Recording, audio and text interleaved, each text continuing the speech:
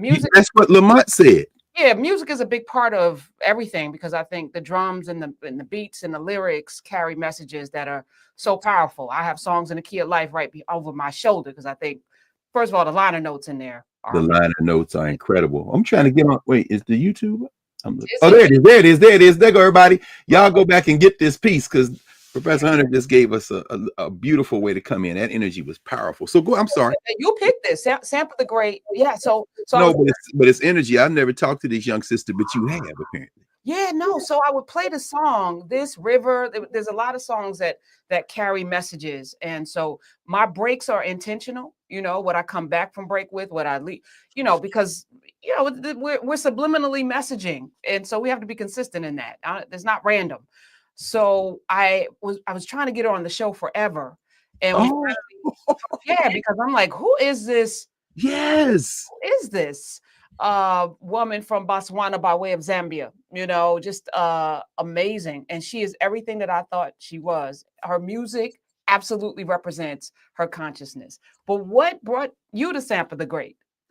I actually went to see a film that I had been wanting to see, and shout out to Mwiza Muntali, who runs here in DC the African Film Festival every spring. And I've been out of town. I was in Atlanta and in Montgomery, back and forth. So I was able to slip in to see this movie called film How to Build a Library. It centers two sisters, Shiro and Wachuka. These are two Kenyan sisters who took over a colonial era library, the Macmillan Library. It looks almost like a mini New York Public Library, the 42nd Street branch. They got the lines out front, all the concrete, and it just fallen in disrepair. These two sisters go in, they created a nonprofit called Book Bunk. They raised millions of dollars. They got involved with the Kenyan. You see the politics with the governor and all this. And they got three branches. They got Macmillan and they got two in more rural areas. And they've been able to get all three up and going. They got this whole staff of librarians who are continental Africans. So you see them meeting with the librarians because these women and men are librarians, mostly women. And they're not. They love books. So it's like interesting to see how the women like, well, we want to use the Dewey Decimal. We don't go to this other one. We're the ones who experience, and they work all this stuff out. You see the donuts. Anyway, after this film, which is about a couple of hours long, nearly 2 hours, at the closing credits, they played this song. And like you, I'm like, oh no, I got to find out who this is. And I got obsessed with Sampa Timbo. Like you said, I'm like, what? Listen, let's be very clear about this. This isn't a question of talent. It isn't a question of ways of knowing or cultural meaning making. We have the deep capacity as African people. That's unbroken. The question is the social structure. What has been poured into you? When it's poured into you as an African who has got unblocked memory, it sounds like that. It sounds like this is what I'm talking about. People say, oh, I'm against hip hop. You're not against hip hop. You're against the poison. The delivery system is beautiful, but what's being delivered is the poison. So that's how and like you, I'm like, oh, and now to hear that you had a conversation with her, that's fascinating. I might need to bring it back and throw it on the podcast because, again, this is a recovery of memory. This is the process that we're in. And the difference between poison and medicine is dosage and ingredients, right? The chemical mixture.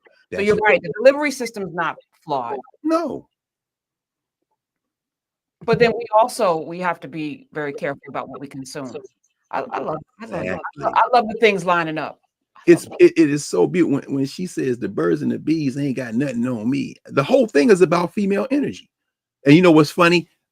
I heard it. I was coming back from the theater and I had the earphones in, the AirPods, and I'm listening over and then I went into my bag to get a book. And so I'm looking through, and you know how I guess Apple Music will, or any other service will just shuffle.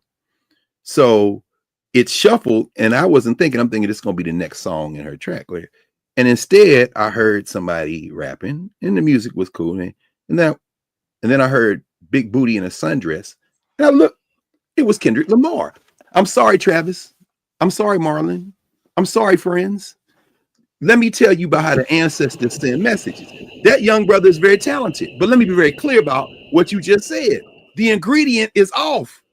I don't care what y'all. In fact, I do. I care very much what y'all say. Let us agree to agree. That's this principle. But we have to be in deep conversation. When that sister, and then of course I'm reading about her, and I'm reading her interviews, and when she says, I started as you said, a Zambian who lives in Botswana, who lives in Australia, and then after I began to quote unquote blow up, as we might say, in a social structure kind of thing, where people start giving me deals, and then they say I'm Australian or Zambian Australian. And I said, no, that's not true. And she said, but then she said, I always grappled with this question of origin because I am from Zambia, but I wasn't raised in Zambia.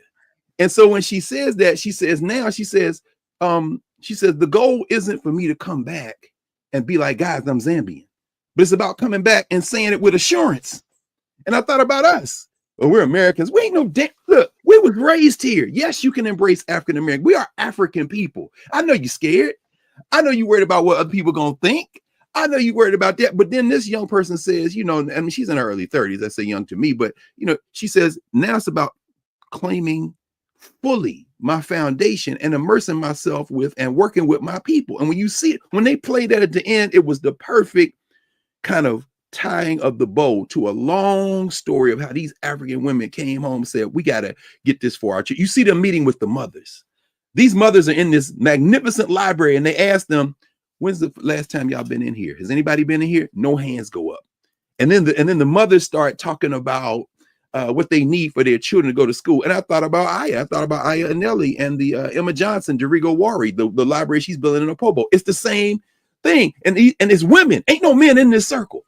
This is what I'm loving about this. All these women, and one woman is sitting there, she's got the baby suckling at her breast while she's sitting there having this conversation about what this baby gonna need in this library. I'm saying we don't need anything from our open. And Donald Trump, you can go to hell, my friend, because your mother clearly never breastfed you. We are the birds and the bees ain't got nothing on black women. And to put that at the end, I'm like, this is what I'm talking about right here. You'll get there, Kendrick. No more big booty in the sundress, bro. Just keep getting go. You're moving in the right direction. And forget that Pulitzer. That's a social structure prize. We don't give a damn what they think about us. Listen to some more sample. In fact, y'all should collaborate. Because she collaborated with Angelique Kidjo. I went back and looked. She did with Tony Allen, who was with Fela. I mean, she's serious about this thing. Can I just say this? We're talking about Sampa the Great. Sampa Timbo is her name.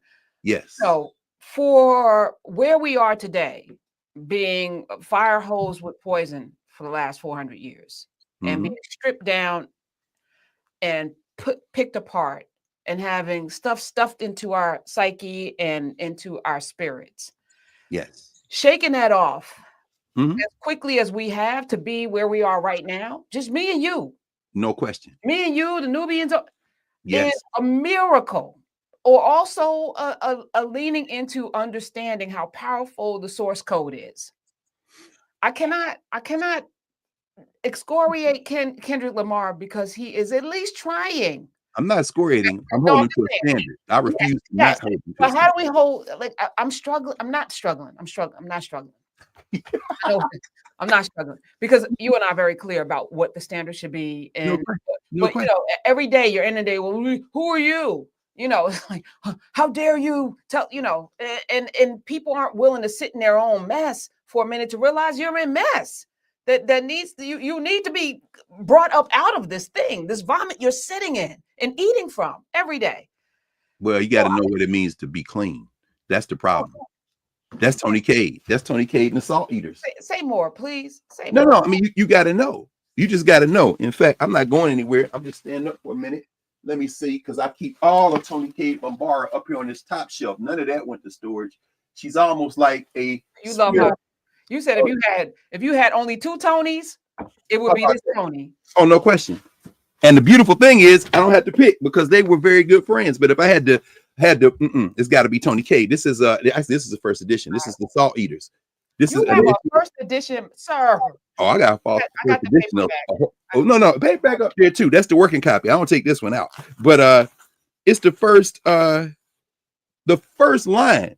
Page 1, chapter 1 is layout. Wait, hold that up one more time for the people, and my mouse is acting stupid. Page 1, chapter 1, first line. Tony Cade Bambara writes this sentence. Are you sure, sweetheart, that you want to be well? That's the first question. In order to want to be well, you got to know you're sick. Come on back. So we're not sitting there vomit. We're not the sort. What you said is so profound. That is what the ancient Egyptians would call medu nefer. Good speech, beautiful speech. What you said. The source code is so strong. Our ways of knowing are unbroken. The reason we can come out of this mess is because we have been fighting the mess since they snatched us. What Jacob Carruthers and Anderson Thompson and the Chicago School Comedic Institute would call the mess. We know it's a mess by how we live for our daily lives. We simply will not surrender that thing. But that thing is not American democracy. That thing is not capitalism. That thing is not George Washington or Shakespeare. That thing is not the Canterbury Tales or Patrick Henry. That thing is not Abraham. That thing is the thing we brought with us, not the thing we learned here.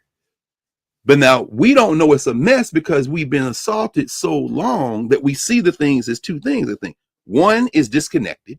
So every generation we live, we experience it as if this is absolutely new.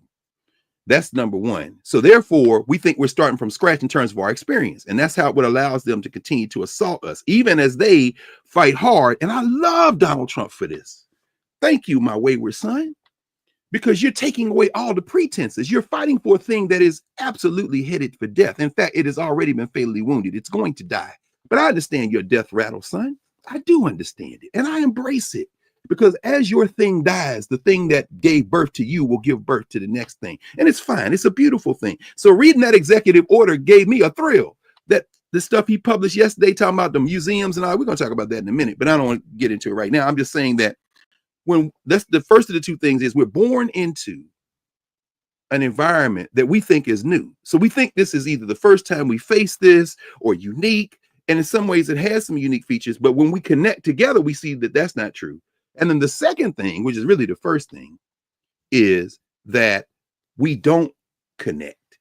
When we reconnect our memory, just like Sampa, it unblocks everything else. She's not rejecting the fact she was raised in Australia. I'm not rejecting the fact I was raised in Tennessee or you in Jersey. We're born in the United States. But what we reject is the idea that that's where we started. And by rejecting that, we begin to then discover two things. Number one, we're in a mess.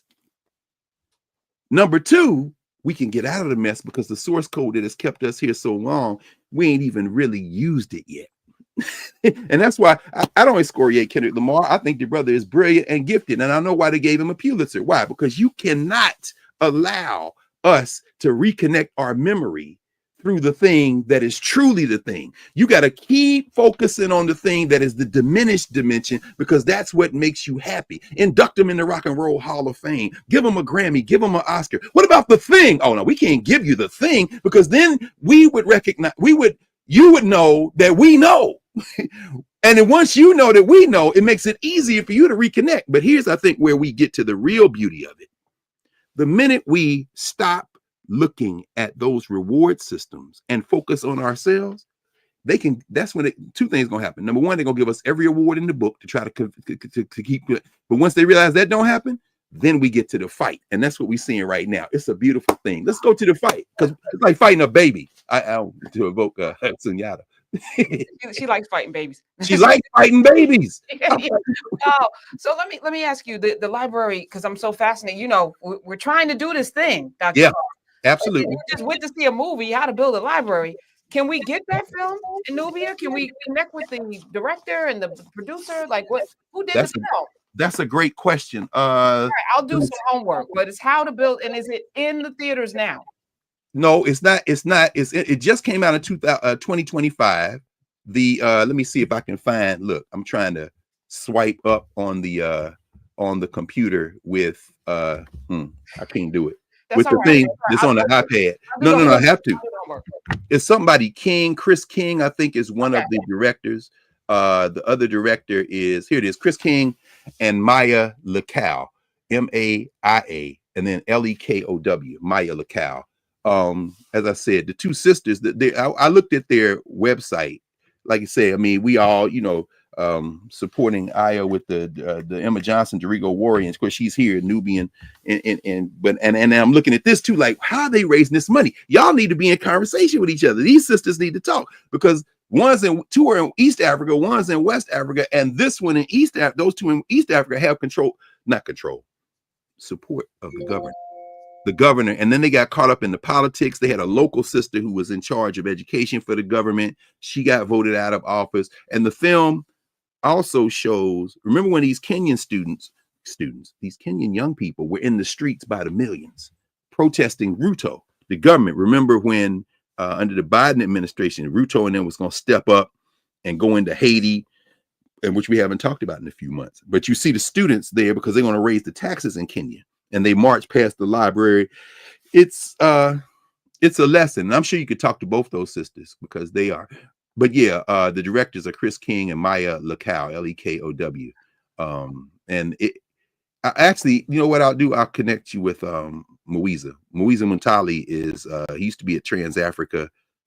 He is now he's the executive producer of Africa Now, which is a radio show here in DC at WWW and worldwide because they got an app. He also runs the African Film Festival, and I rushed over there to see it and actually talk with Moiza before we went in. I said, "Man, you gotta show this film." And that's before I saw it. When I came out, I said, "Yeah, we absolutely got to bring this film back."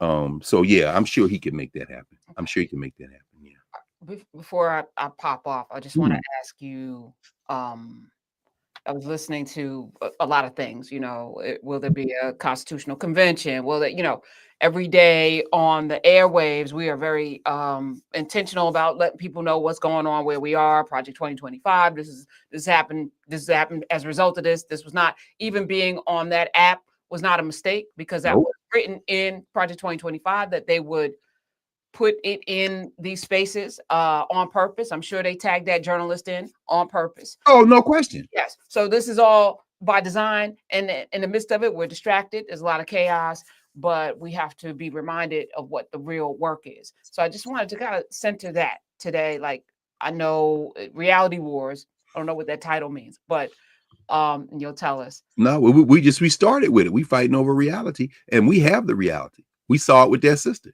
We saw it with Sumpa. It looks like a reality war because we're immersed in the distractions. But in fact, these people are scared, and they should be. They should be terrified because their little world is coming to an end. But what's so scary about that? What do you mean, for them? Yeah, because history, you know, from the Kerner report to the Citibank report that showed that when you give people resources, everyone benefits, particularly Black people. When you benefit Black people, everybody benefits. Everybody benefits when Black people are taken care of in this country, in the United States of America. Absolutely. Everybody benefits. Absolutely. And these folks self-segregate, so they wouldn't know that. But when you live in community with Black people, everyone's taken care of when everybody has resources, right? So what's the worst? What are they afraid of? You just said it. What, that everybody gets to eat? Yes. Everybody benefits. We don't want that. They don't want everybody to benefit. They want them to benefit, and they want us to power their benefit. Even when you say, but you can still benefit. No, not more than you, and not enough. How much is enough? What do you mean, how much is enough? There's no such thing as enough. It's so funny because today's Financial Times, I love it. There's an article in here on junior varsity, Mr. Smokey Eye. And here he is, you know, the almost comical crisis. And the headline, of course, says a mobile phone group chat that was used to discuss plans for military attacks has called into question the competency of senior Trump administration officials. They have responded with brazen defiance. These white men, and it's looked like they got them all from the same, these men and women, from the same corner of the casting lot where they made these, you know, softcore porn 80s videos. I'm like, where did you find all of these people? And these are the people who look underfed, underloved, undernourished. They look like, you know, it almost looks like the cast of The Grapes of Wrath. Remember from 1930s, that Henry Fonda movie? Y'all haven't eaten in it. But here's the one I was actually going to. This is the one from the politics page of today's Financial Times. Vance positions himself as chief antagonist. Now, you know how people talk about, they'll look at a person and they say, you just have a punchable face. When Junior Varsity was running around yesterday in Greenland in that fatigue jacket at that remote U.S. outpost with his wife, and the rest of those, that motley crew they had, stragglers over there. That's the point, to agitate. When he wrote Hillbilly Elegy, which gestures toward, if there is a true junior varsity Vance, I'm not quite sure there is. But when he wrote Hillbilly Elegy and perhaps gestured toward his truer self, a self that emerged slightly in those signal chats, when he's kind of evoking a sense that maybe he doesn't see completely eye to eye with the man who they funded to be in the big chair and use his crayon to sign executive orders while they go about the business of doing what they were put there to do. Shout out to Peter Thiel and Elon Musk and all the rest of you apartheid clowns who got together and put that dynamic duo in there, including Vance, the Manchurian candidate, who you have ready to assume the top chair if either one or two things happens. Trump goes off script, or as we are seeing from week to week, as he continues to literally dissolve before our eyes, mentally, physically, he simply is completely incapacitated and you can't hide it.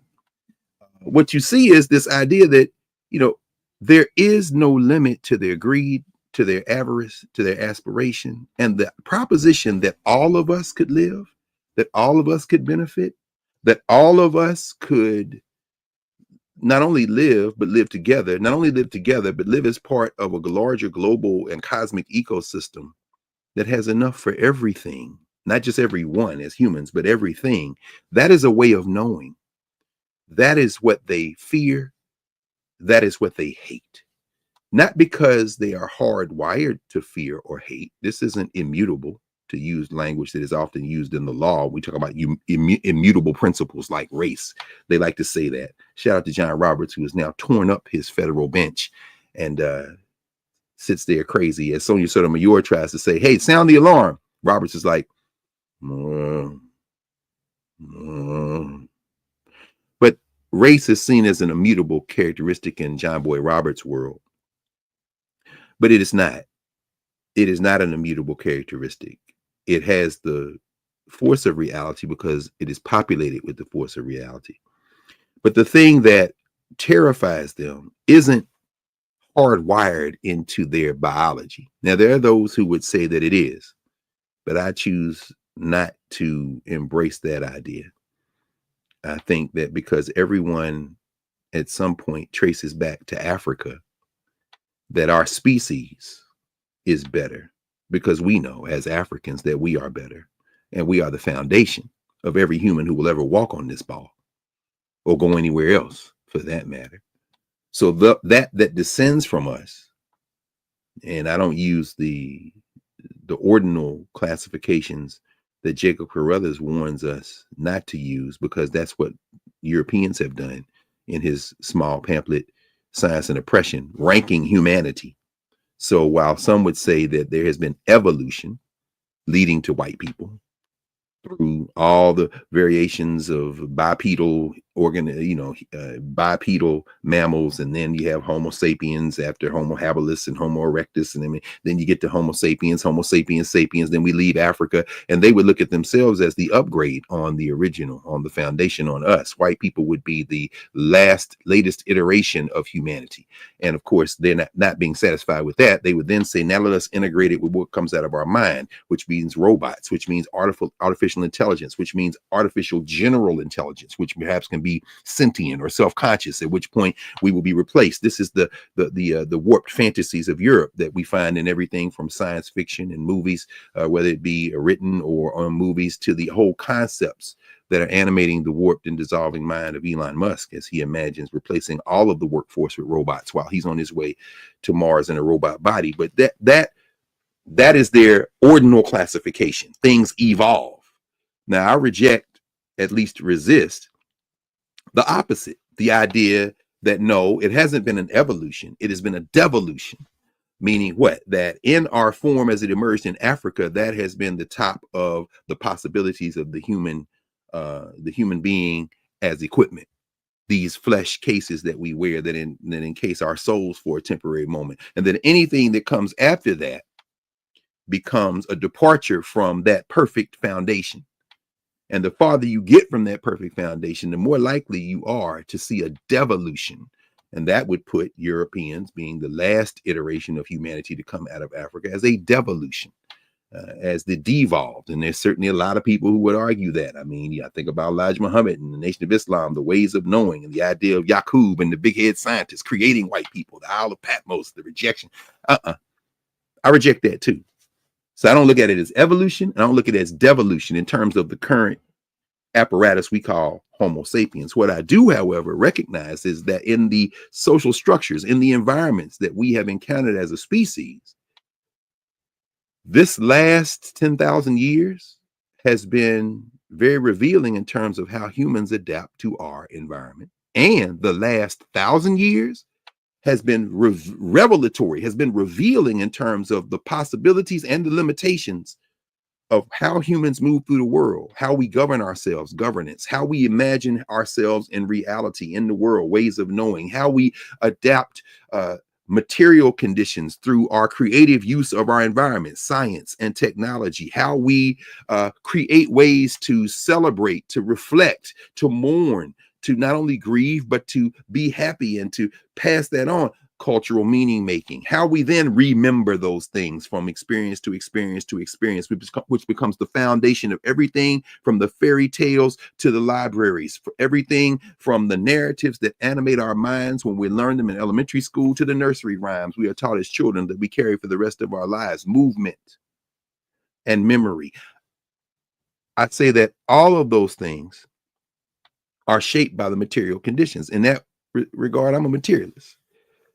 You know, I don't make a distinction between spirituality and material conditions. I'm saying that our ways of knowing have been very clear that those things are not only commingled, they are inseparable. They are part of the same foundational way of knowing. And you all, those who are joining us new, if you're on the YouTube side, welcome. If you're new to Knarrative and new to Nubia, welcome. I think they were saying Nubia was freezing for a moment, but I look here and I see a couple of thousand folk here. Yeah, Andy talking about the big head scientists. We ain't gonna get into the Nation of Islam theology. That is a way of knowing, and I respect it.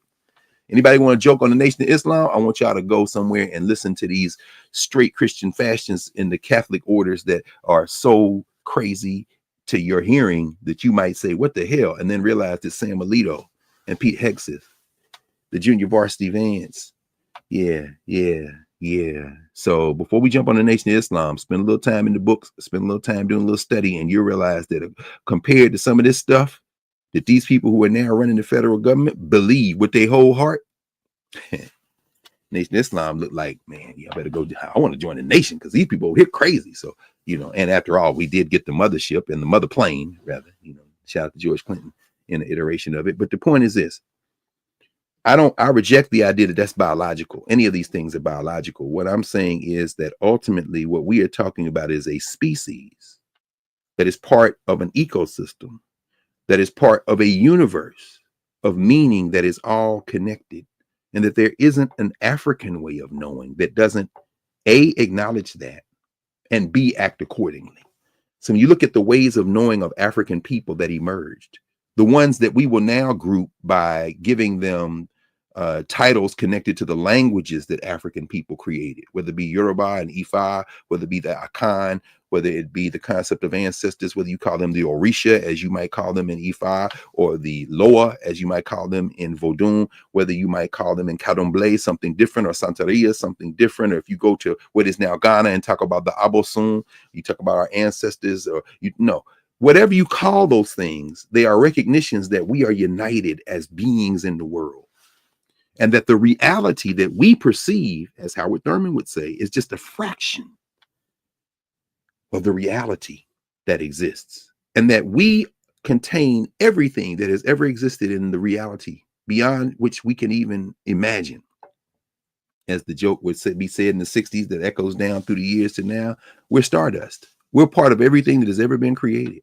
And the closer we get in tune to that, whether it be the Buddhists meditating, whether it be those who consider themselves Taoists, whether it be those in the indigenous ways of knowing of the people of the Western Hemisphere, for example, the so-called Western Hemisphere, or whether it be the humans who occupied what we call now Western Eurasia or Europe, pre-state violence Europe, pre-Magna Carta Europe, pre-enclosures Europe, when you see them literally sitting with the spirits of the forests, You know, you don't have fairy tales without fairies, and you don't have fairies without recognition of a unity of ways of knowing. But what you then see is that stuff gets emptied into something very violent that spreads out over the world like a cancer.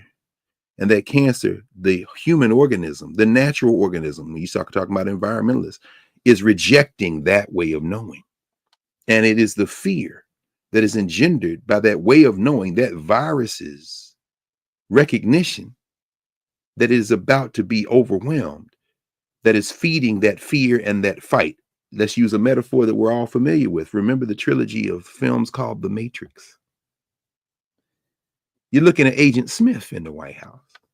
Not in his form. His form is melting. His mind is melting. The man is, clearly scared and acting out of fear. I'm talking about the whole apparatus. Russell Vought at the Bureau of OMB, Operations Management and Budget, who is really the villain behind this piece, the chief architect of Project 2025, who is name checked in the latest executive order trying to go at the museums and the monuments. Think Mr. Smith. Remember, by the end of those films and ultimately the end of the trilogy, Mr. Smith realizes not only am I a human creation, but I'm a virus, and it isn't humanity that's a virus.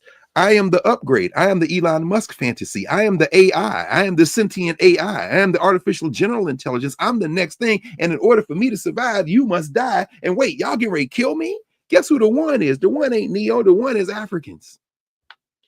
Oh, friends, if we're going to use the metaphor, again, I'm talking about cultural meaning making in a specific time, the 1990s and aughts, these films, The Matrix. If you want to read them through an Africana lens, and I don't want to get too far off into that because there's 101 million YouTube videos and articles and academic journals and whole books on this. In fact, there's a book called The Matrix and Philosophy. You can look it up for yourselves. I dropped that footnote to continue. But the point is this: when a thing is about to die, it's going to fight to live.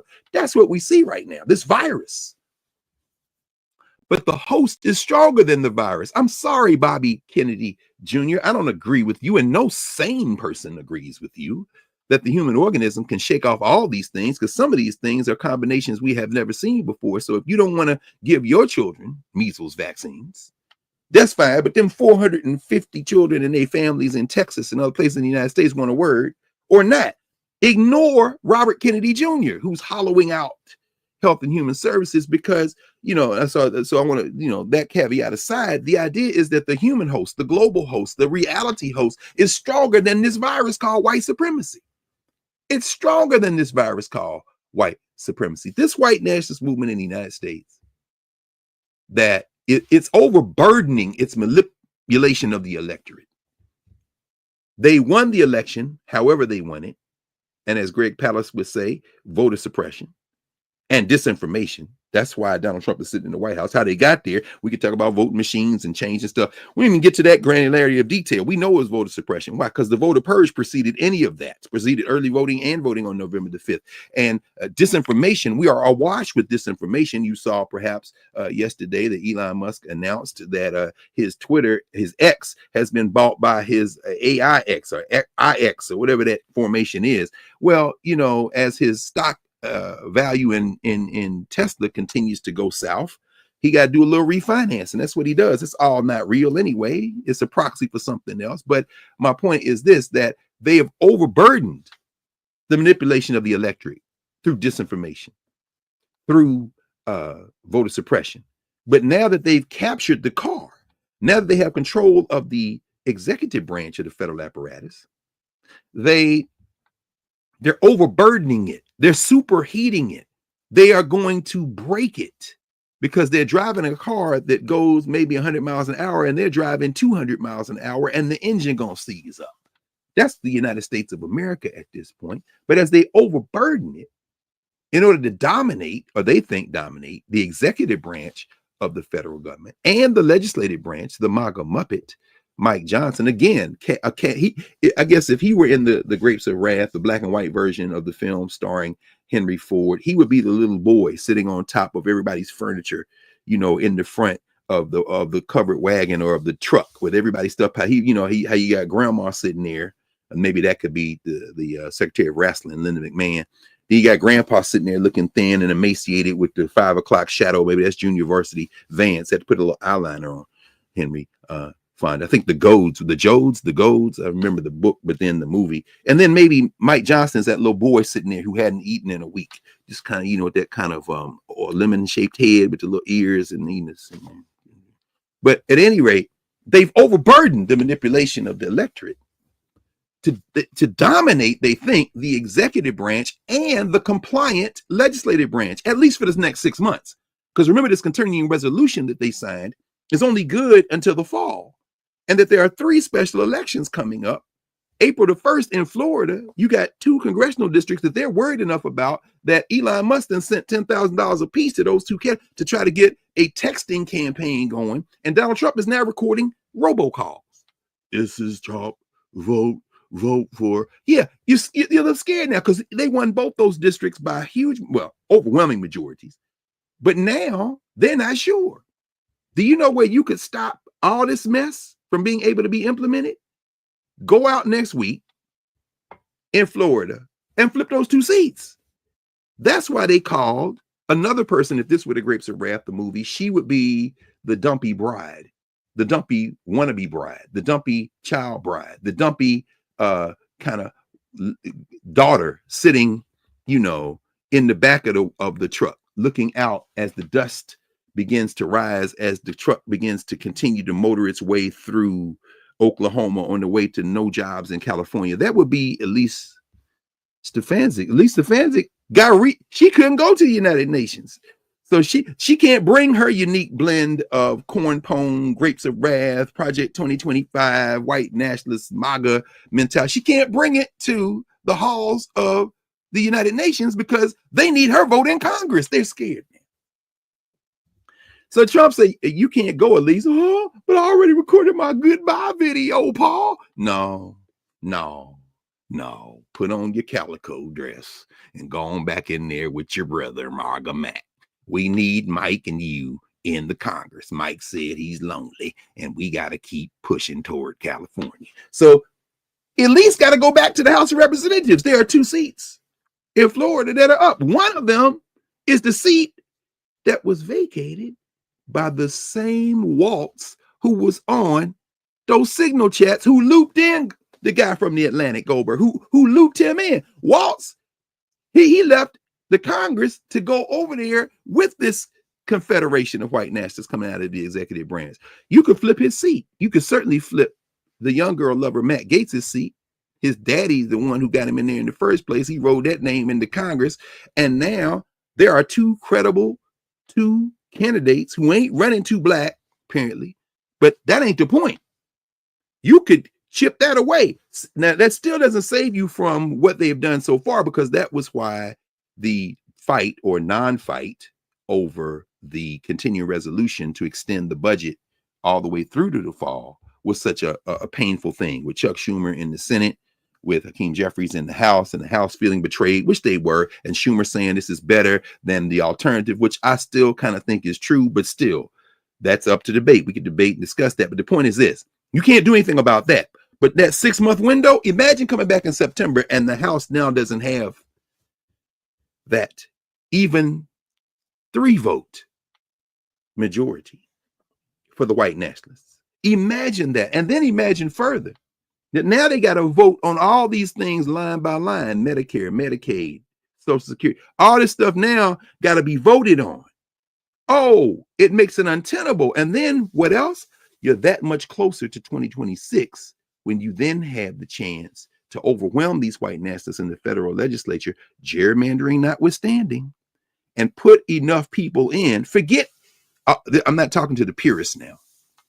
They'll be on later on other YouTube channels and other spaces talking about how they're all as a duopoly. And yeah, that's fine. And guess what? I agree with all of it philosophically, but you don't live in the real world. And these are reality wars. So therefore, I know you say you do, but every shred of evidence points to the contrary. And I'm one person who likes to live in the reality-based community. Even as an African, I represent and I recognize the spirituality that anchors all of us. We must also be very clear. And that's what the momentum of memory gives us, is clarity. Every time you've tried this ish, we've taken an L. So I'm not talking to those people, the purists, who would say, I'm not voting, or I'm voting for this candidate. I'm looking for the love, peace, and freedom, Marxist, socialist, adjacent, Pan-Africanist, super nationalist.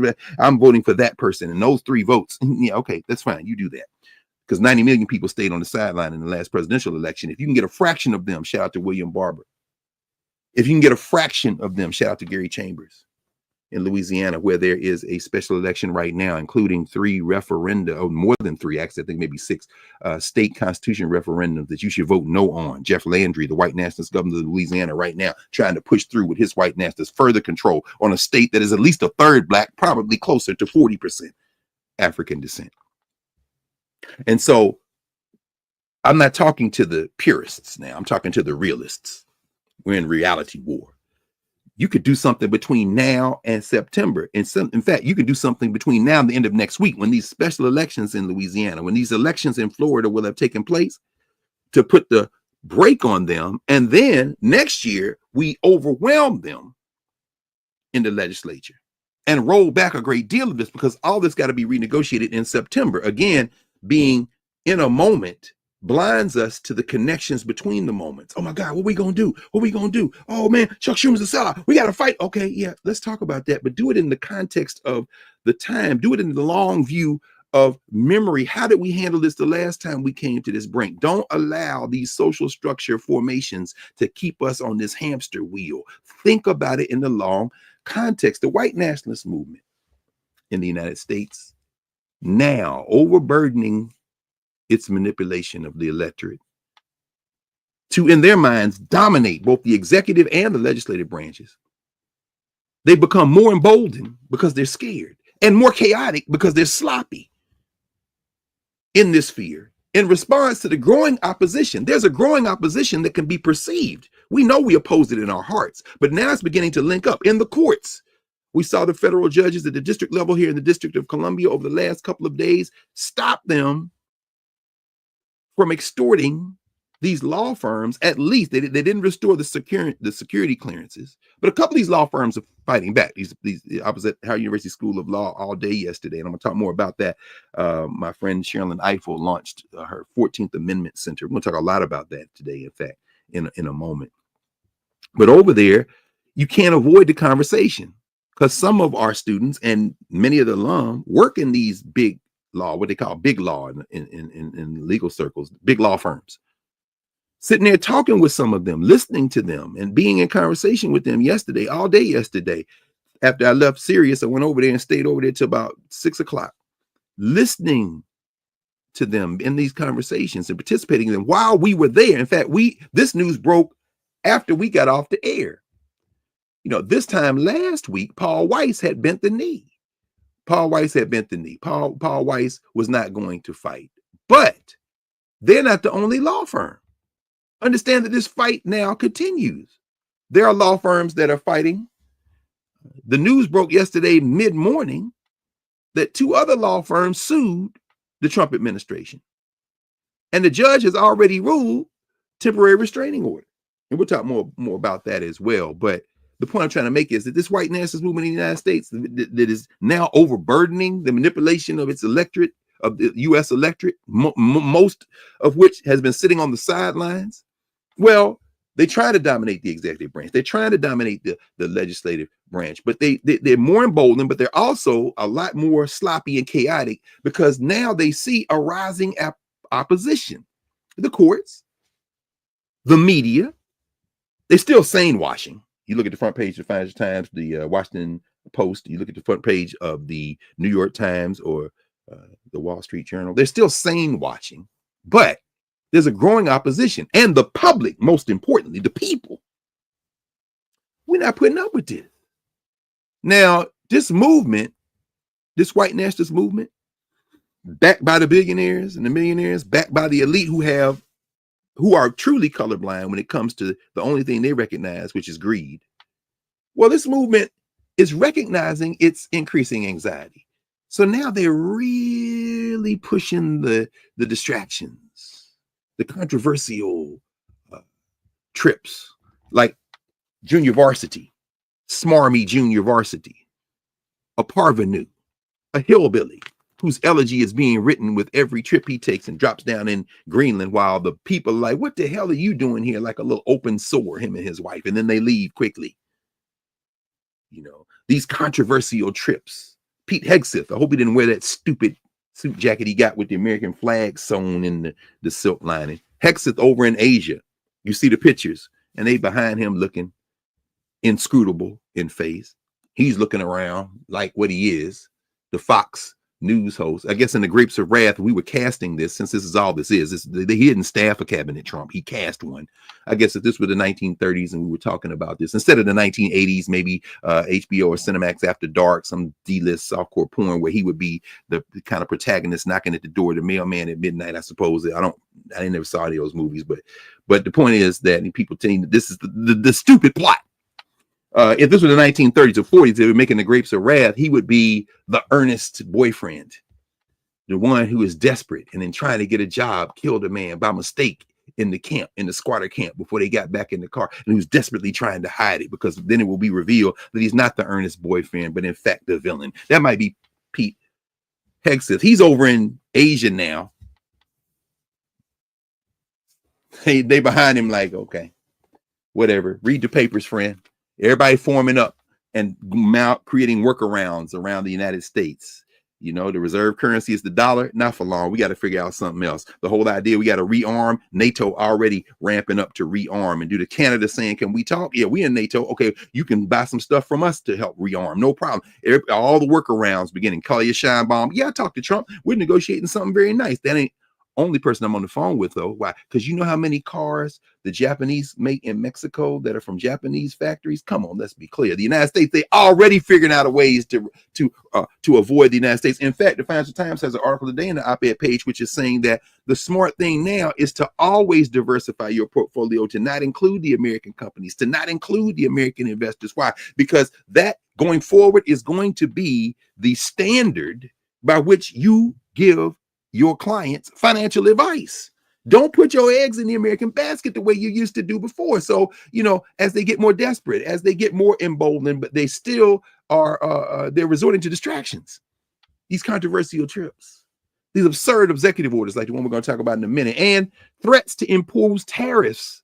These tariffs, what does he say? Liberation Day, what is supposed to be next week, the 2nd of April, when the tariffs ramp up and the stock market is downsizing. The stock market is not cratering yet, but it's teetering on crater as it moves nosedives. Let's be clear. And then forcing these legal opponents into submission. I don't know how you got Paul Weiss on the hook for $40 million for your causes. And then here comes a firm that was very much on the lips of all of us, and we were in law, not all of us, those who wanted to do big law when I was in law school, which is almost 40 years ago now. 35 years ago. They got them on the hook for $100 million this week to do promo. What the hell? The price going up. But then some of these other law firms said, I ain't paying you ish. In fact, let's go to court. Finally, somebody fighting back. This is the front page of today's New York Times. In fact, give in or fight. Give in or fight. Elite law firms split on Trump. Again, the New York Times, sane washing. Executive order blitz. So you see the nation's legal profession is being split between those that want to fight back against President Trump's attacks on the industry and those that prefer to engage in the art of the deal. See, I'm sorry, Michael Schmidt, Michael Goldstein, Devlin Barrett, who wrote this, and whoever your editor is at the Times. I know y'all want to be cute. Art of the deal. That's very nice. Yeah. Why are y'all still quoting this man? Why are y'all still trying? I understand, because you think he's coming for you. He's going to come for you anyway. Next paragraph. Two big firms sued the Trump administration on Friday when we were at the conference. I was coming in. I said, y'all saw that? I said, WilmerHale law firm didn't go down. Didn't go down like Paul Weiss. They said, what? He said, oh, yeah. Oh, man. When we started talking about it, says two big law firms sued the Trump. Two big law firms sued the Trump administration on Friday, seeking to stop executive orders that could impair their ability to represent clients. The lawsuits filed by Jenner and Block and WilmerHale highlight how some elite firms are willing to fight Mr. Trump's campaign, targeting those he doesn't like, while others, like Paul Weiss, $40 million in pro bono work, and leave us alone, please, sir. He ain't gonna leave y'all alone. And Skadden, that's Skadden Arps, that's the one I was talking about. They gave up $100 million in service, have cut deals to appease the president. No, I'll leave that alone for now, because not necessary. I'm just giving it as an example, but again, trying to force people in submission, these distraction trips, these executive orders. And, you know, the example we're going to use today there are two kind of pillars for today as we talk about this question of reality wars, is this executive order that he signed called Restoring Truth and Sanity to American History. I love the titles. See, and when I say that, I don't want to confuse anybody, because I wouldn't expect many, if anybody else, to say it the way I say it. Because I spend every waking moment, and I guess a lot of sleeping moments too, considering what my dreams be like, thinking about the momentum of memory and trying to acquire more of it. So when I see this, I see the frightened child. I see the death, the dead ideology of white supremacy. So when I read the executive order, Restoring Truth and Sanity to American History, it doesn't scare me. It doesn't frighten me. In fact, I get excited, because now I'm like, this will enable us, those of us who think that this is something else, to see what it is. Because in their minds, as you said, Prof, everybody getting what we need is the threat. They don't want everybody to get their needs. So when we say things like, we want a society where everybody can thrive, and that would include you, what they hear is, we want a society in which you don't control us.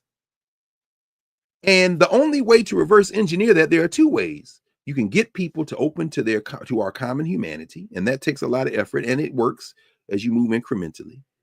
And when that threat becomes too large, the body must expel the host, because this virus threatens to kill us. And we are facing a threat, but we faced this threat before, and we're here to tell the tale because we had the power to overwhelm it. So this fight over reality, as we remember it, see, that's what this Restoring Truth and Sanity in American History gesture is about. It's about revising memory to line up our memory with a narrative of white supremacy, which is a key objective in this tome, this Russell Vault Captain Tome mandate for leadership. In order to control the present, you got to control the past. If you control the past and the present, you control the future. I mean, that's dicta almost. That's George Orwell. I mean, you know what I'm saying? But that's what that is about. And so this fight over reality, as we remember it, is important, because the memory is the foundation for our collective commitment in the living present, and a commitment for a future that more aligns to the deep past. So they're going to fight about this memory thing, because that's where they think they'll be able to create some form of ownership, some form of control, and it will fail. But ultimately, we must rise to the challenge now and overwhelm them with what Jacob Carruthers calls intellectual warfare, thinking warfare, being in that space. Intellectual work as a subcategory of ways of knowing. The spirit is our foundation. But to develop that spirit through really kind of self-conscious application, what we were talking about on Monday night, for the thousands who are in office hours, and the thousands who are not, who are watching this, who watch on Saturdays, who are here on Saturdays in this conversation in the emboldened, being with each other as we continue this conversation. On Monday night, that conversation we had in office hours, which emerged as a kind of organic conversation, one-on-one, and before it was over, we had like 6 people in conversation with everybody else, the thousands were chiming in, and we going back and forth. That whole thing was accessing the idea of our deep spirituality, as always. Dr. Courtney Wilkerson always grounds it so beautifully, and as she's talking, and Marlon and Russ and Mike, we all in there, Baba Oz, we having this conversation. We come with that. That's our spirituality. That's Bob Matosho. That's Daniel Black, who's spent this week as a visiting professor at North Carolina A&T. I wish this was next year, and this fall at least, where my niece will be down there. But I know you'll come back. My man Jelani Favors and the center he's developing there at A&T. It's a beautiful time to be alive, because these white supremacists gonna come for everything we have, and when they come, we're gonna have something. We're gonna feed them. Oh, we're gonna feed them some medicine. Feed them some medicine that will take the virus away, whether or not they choose to be the virus and go out of existence, culturally and intellectually, or whether they choose to be well, as Tony A. Bambara asked. The question is, do you want to be well? Russell Vault, we know you don't want to be well. Kevin Roberts, another quarterback of Project 2025 who understands very well what's at stake. As we've talked about here, you don't want to be well. You think you're the cure when in fact you're the sickness.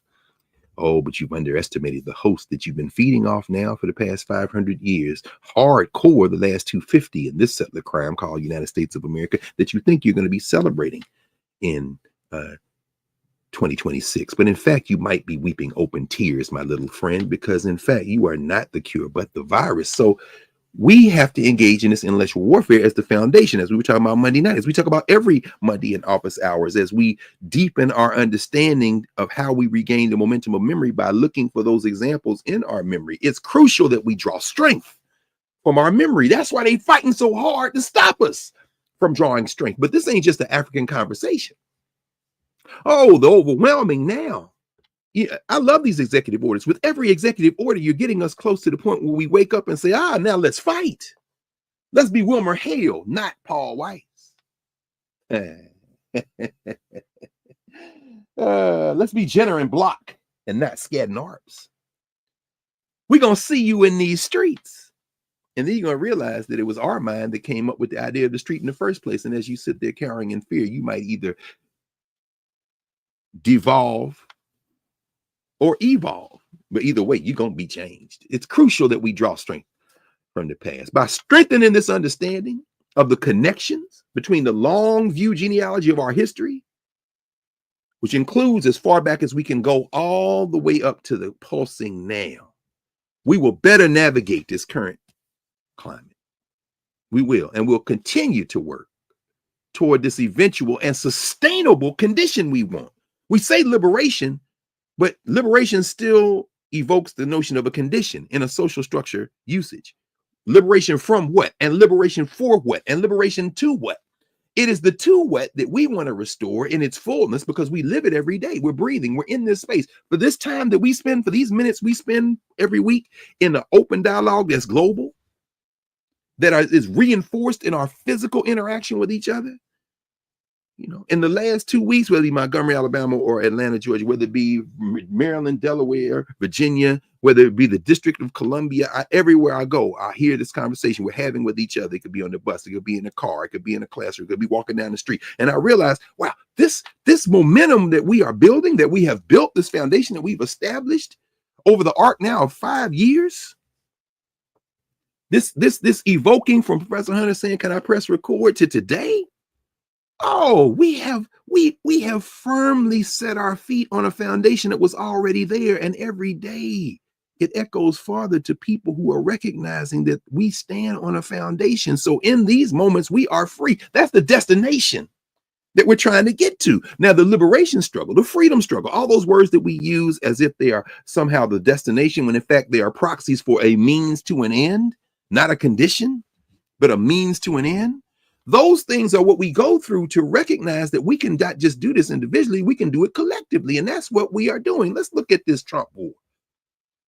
This Trump war on museums, at least this imagined war. Because again, he's sitting in this office, he give him a crayon, he signs his name on this paper, and then he moves on like he did something. He's playing golf this weekend, as he plays golf every weekend. In fact, we were talking about it yesterday.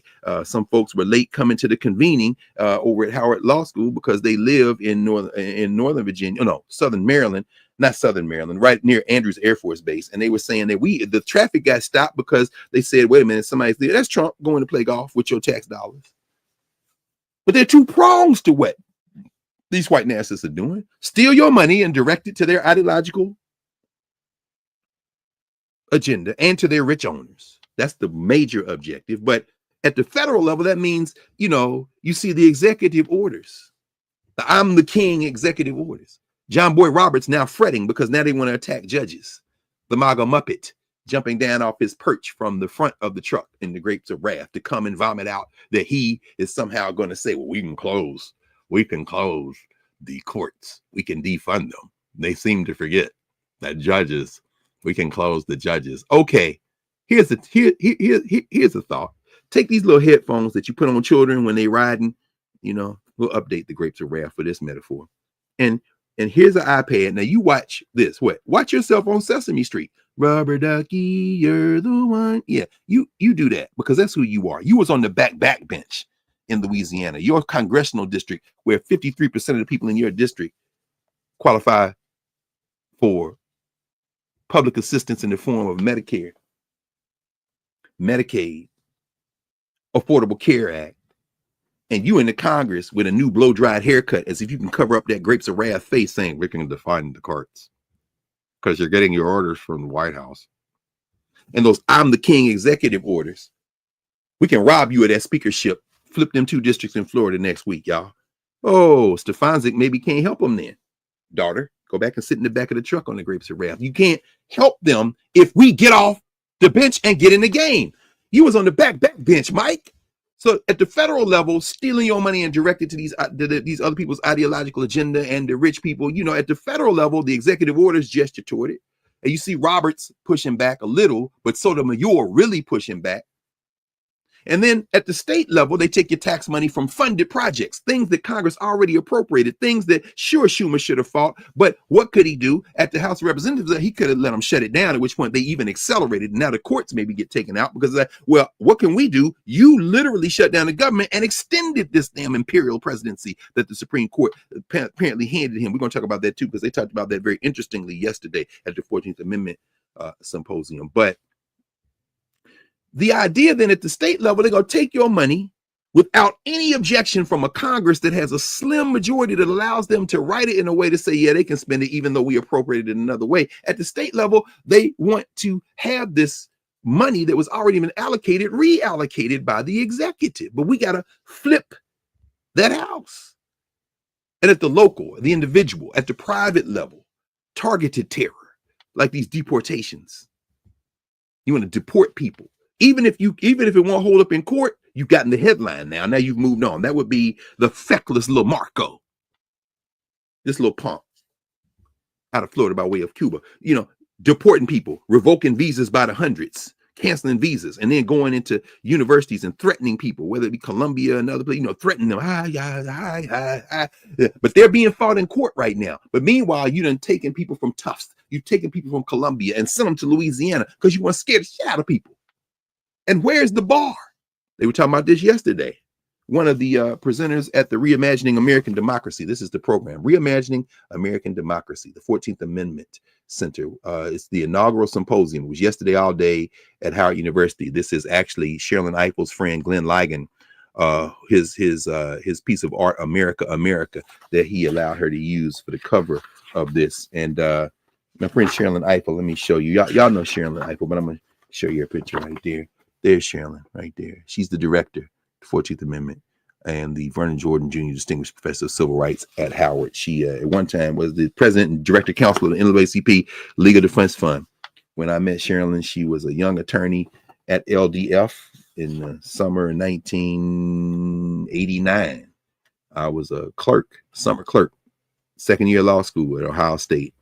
And I come there to spend the summer at the Legal Defense Fund and thinking I wanted to practice civil rights law, and learned a great deal from her colleagues, from everyone there. The great Julius Chambers was director at the time, and the great Elaine Jones, who I saw yesterday, was running the DC office, and then she took over the Legal Defense Fund. And saw Elaine Jones yesterday, who told everybody, and I went up to her after, I said, I didn't realize that she was a student when she was a Howard University undergraduate. Her sophomore year, she told me. She said, I was a student of Sterling Brown. I never knew that about Elaine Jones. And you should look up Elaine Jones, a true force in the legal community, true thinker, true, just beautiful spirit. And she said, yeah, I was a student. I was Sterling Brown's student. I said, my God.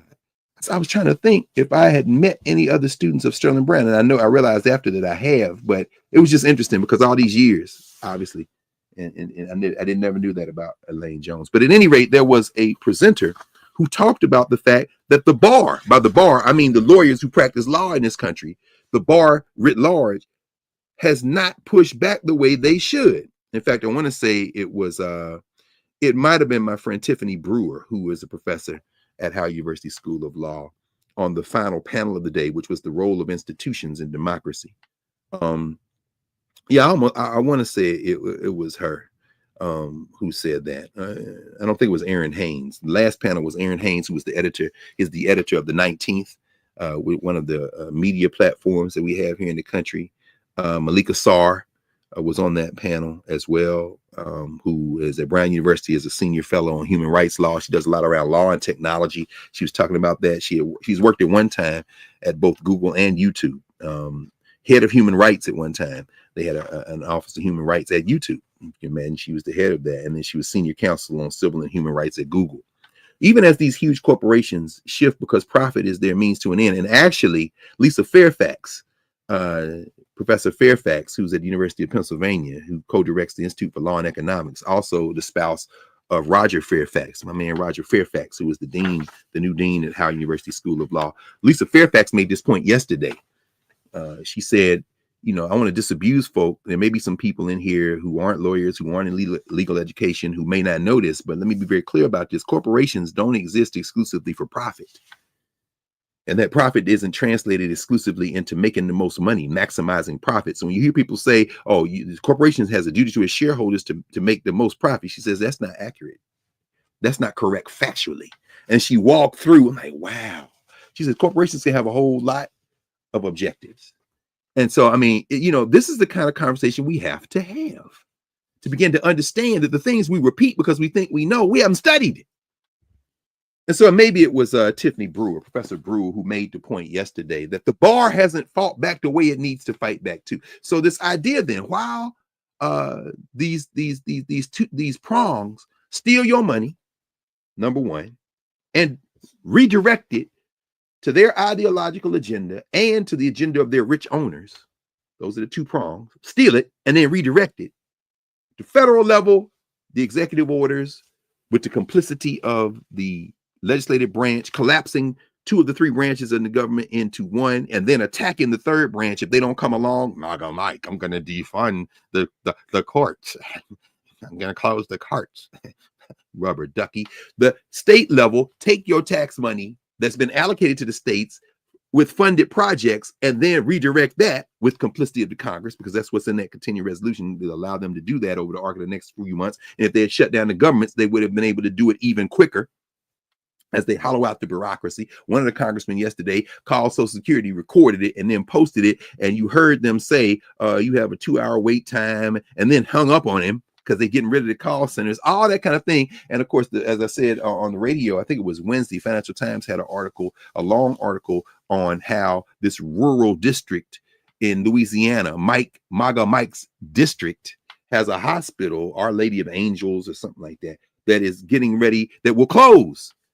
Because remember, they didn't expand under the Affordable Care Act access for these poor people. And they interviewed this lady who is having her third child there at this hospital on public assistance. And she said, if they take this, I couldn't afford to have a child. They're covering all the costs of delivery and care. And she said, I voted for Trump, but I didn't expect this because they didn't talk about this. Of course, they talked about it, my dear. Voter suppression and disinformation.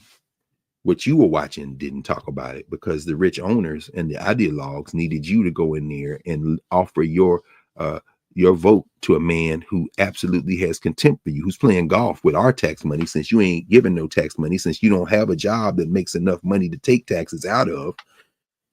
He's playing golf with the money that the taxpayers in New Jersey and New York and California gave to Louisiana for you to have that baby.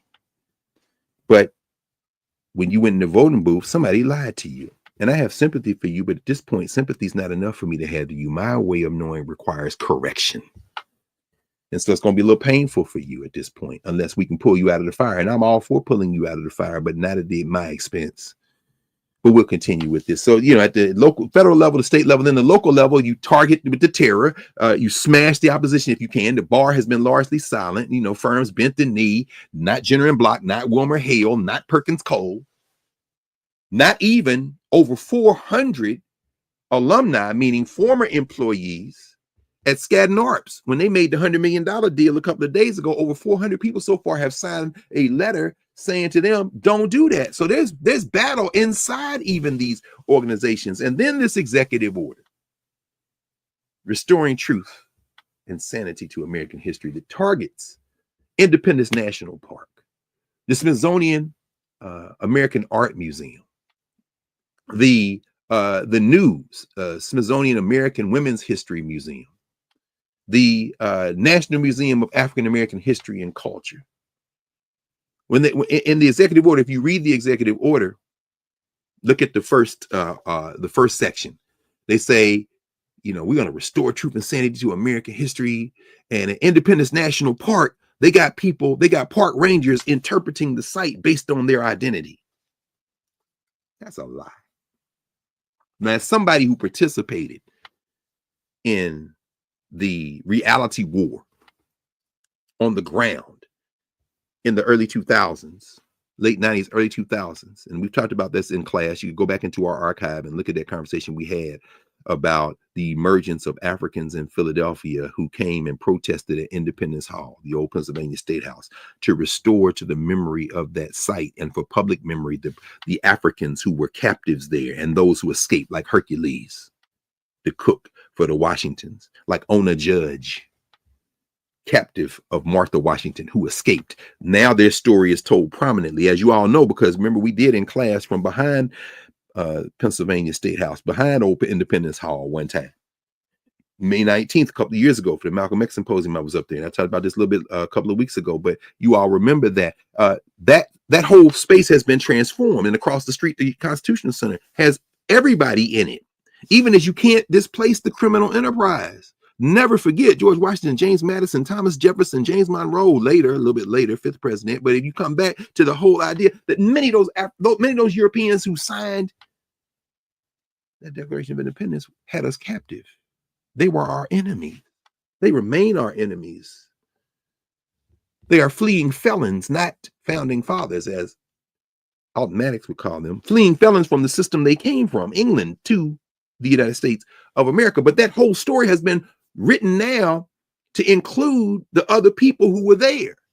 But in the executive order yesterday, Trump, with his crayon, signs a document that he didn't read that says, because this is the Project 2025 people, this is Dr. Kevin Roberts, PhD, University of Texas, understands American history and the African role in it.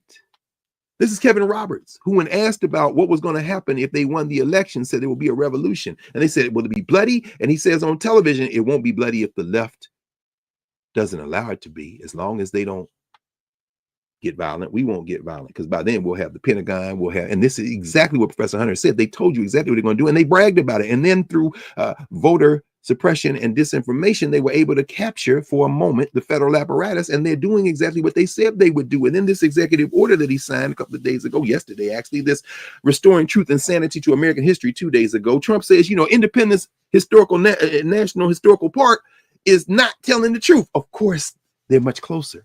And they are grounded in reality. You are grounded in whatever has eaten your brain at this point, and apparently now begins to eat your face and the rest of your form. That's what you're grounded in. That's not reality. That's delusion. But your masters, your backers, your billionaire friends, and your ideologues that have pumped you up and then put an insurance policy in the vice president's chair, those people are very clear about the reality they embrace. That is the reality of the mess. And too many of us don't realize that it is a mess. So we continue to talk about our founding fathers. We start talking about our values, our American values. We say we are better than this. And so that's why these public sites become very important, because every public site is a site of reality war. Every public site is a site of reality war. Taking a sign down, moving a statue, that doesn't stop the reality war. It only does two things. Number one, it makes it more difficult for those who don't realize it's a reality war to know that, because now you don't see the other things immediately. Oh, but the second and more important and more potent thing is it requires those of us who know that this has been a distortion to do two things. One, fight to rebuild, to replace those things if they are taken. But second, and most important of the most important point in this, to build these spaces so that when somebody shows up there, they know to look for the erasures. They know coming in what's not there. So they don't go there expecting it to be there. Maybe we'll restore it one day, maybe we won't. But one thing is, I'm not coming here for my momentum of memory. I got that on Saturday. I'm not coming here for my momentum of memory. I know Ona Judge and Hercules are no longer sitting here after a long war to get those people put there with what's called the president's house. They're in front of Independence Hall. I know they're no longer here because not only this executive order, but Congress allowed you to reshape the thing. No, I know they're not here, but I didn't have to come here to know that. I know they're not here because I learned that before I showed up. And now I also know that there will come a day, short or long, when we will restore all of that. Or maybe that day never comes as your funky country dissolves and fractures. And what we rebuild won't even place any of this. In fact, we might not mention George Washington except as an open enemy of our common humanity. We have been disabused. The virus has been purged. This our virus that has us cover the disease in a way that is not completely effective. So this executive order, Restoring Truth and Sanity to American History, the first section, targets the Independence National Historical Park, targets the Smithsonian American Art Museum's exhibit, which is still there. I encourage you all to go see it. This is the exhibition catalog. The Shape of Power. Y'all remember reading that in the executive order? The Shape of Power, Stories of Race and American Sculpture. It's a very interesting piece. Karen Lemmy, Tobias Wolford, and Grace Yasumura, with contributions by Renee Alter, Jacqueline Francis, Elizabeth Hutchinson, Tess Koropkin, Jamie Powell, James Smalls, and Claudia E. Zapata. Shape of Power. He name checks this one. Oh, this gets under their skin so much. Oh, that's from the Harmon Foundation joint. I love that statue. Yeah. Oh, they hate this. Oh, they hate this stuff because it's a chronicle of how public art and content. Hey, ain't that this is our mother right here. That's Araminta Ross. Slavery is the next thing to hell. Harriet Tubman. Oh, they hate that. See, this reality wars. You want to erase Harriet Tubman. This is a piece on permanent display in the Smithsonian American Art Museum. That's what they call folk art in the social structure. In the Africana Studies framework model, we would call this cultural meaning making. This was a man who they would say wasn't trained, but of course he was trained. He was a craftsman who put this together. This is James Hampton's The Throne of the Third Heaven of the Nation's Millennium General Assembly. It's all made out of tinfoil and wood. This brother made this thing. And when you see it, like, you would probably be like the height of this finger. This would be you walking across. You'd be like, wow, look at this, man. Look at this. What, you want to get rid of all of this, junior varsity? I assure you, junior varsity, there's no eyeliner in that exhibit. So you tear it apart, you're not going to find any eyeliner. Just go down to CVS, get you some eyeliner. You don't need to tear anything. Anyway, point is this. They attack then the National Museum of African American History and Culture, and they say that the museum says that, the name of the book is The Shape of Power. So I just glanced at that in the Mbangi. The Shape of Power. This is the exhibit name, and this is the I pick it back up and I just shoot from a page. They don't like this kind of stuff right here. They have a whole section on American. Oh wow, yeah. Here's Meta Warwick Fuller. They want that out too. Oh yeah, this is her piece right here. Ethiopia Awakening, as it was later known. You see there. Oh, all this got to go. This is what they call a distortion. Richmond Barthay. Actually, this is the piece that is in the overleaf. You see there. That cutlass does a lot of work. I got a cutlass too. It's in my mind. I'm gonna use it to cut your whole intellectual head off. These are reality wars. So that was the book. The National Museum of African American History and Culture. This is what they say in the executive order. They say that at that museum, they say that hard work, individualism, and the nuclear family are aspects of white culture. That's a bold-faced lie. That's a lie. Now, the idea of, in terms of ways of knowing, of individualism, yeah, that is absolutely out of Europe. And that's how you get people who say, I don't give a damn about the rest of y'all. And when you say everybody, I see that as not me controlling you.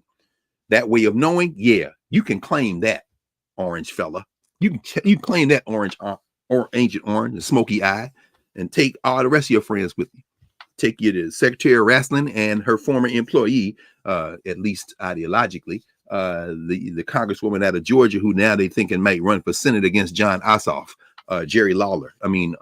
Rick Flair. No, Gorgeous George. What's her name? Oh yeah, Marjorie Taylor Greene. Yeah, yeah, I know. When you hear everybody, you mean you can't control. And so yeah, that everybody, you can say that about individuals, but the idea that hard work and a nuclear family are aspects of white culture. Now, here's where we make our mistake. And I was going to turn around and pull something that I keep. Robert Wilkins, Judge Wilkins, who wrote the book, who I've shown y'all many times, but I don't want to miss an occasion because this evoking the museum gives me a chance to remind people this book, Long Road to Hard Truth, the 100-year mission to create the National Museum of African American History and Culture. Do you really want to talk about hard work while you golfing while we working?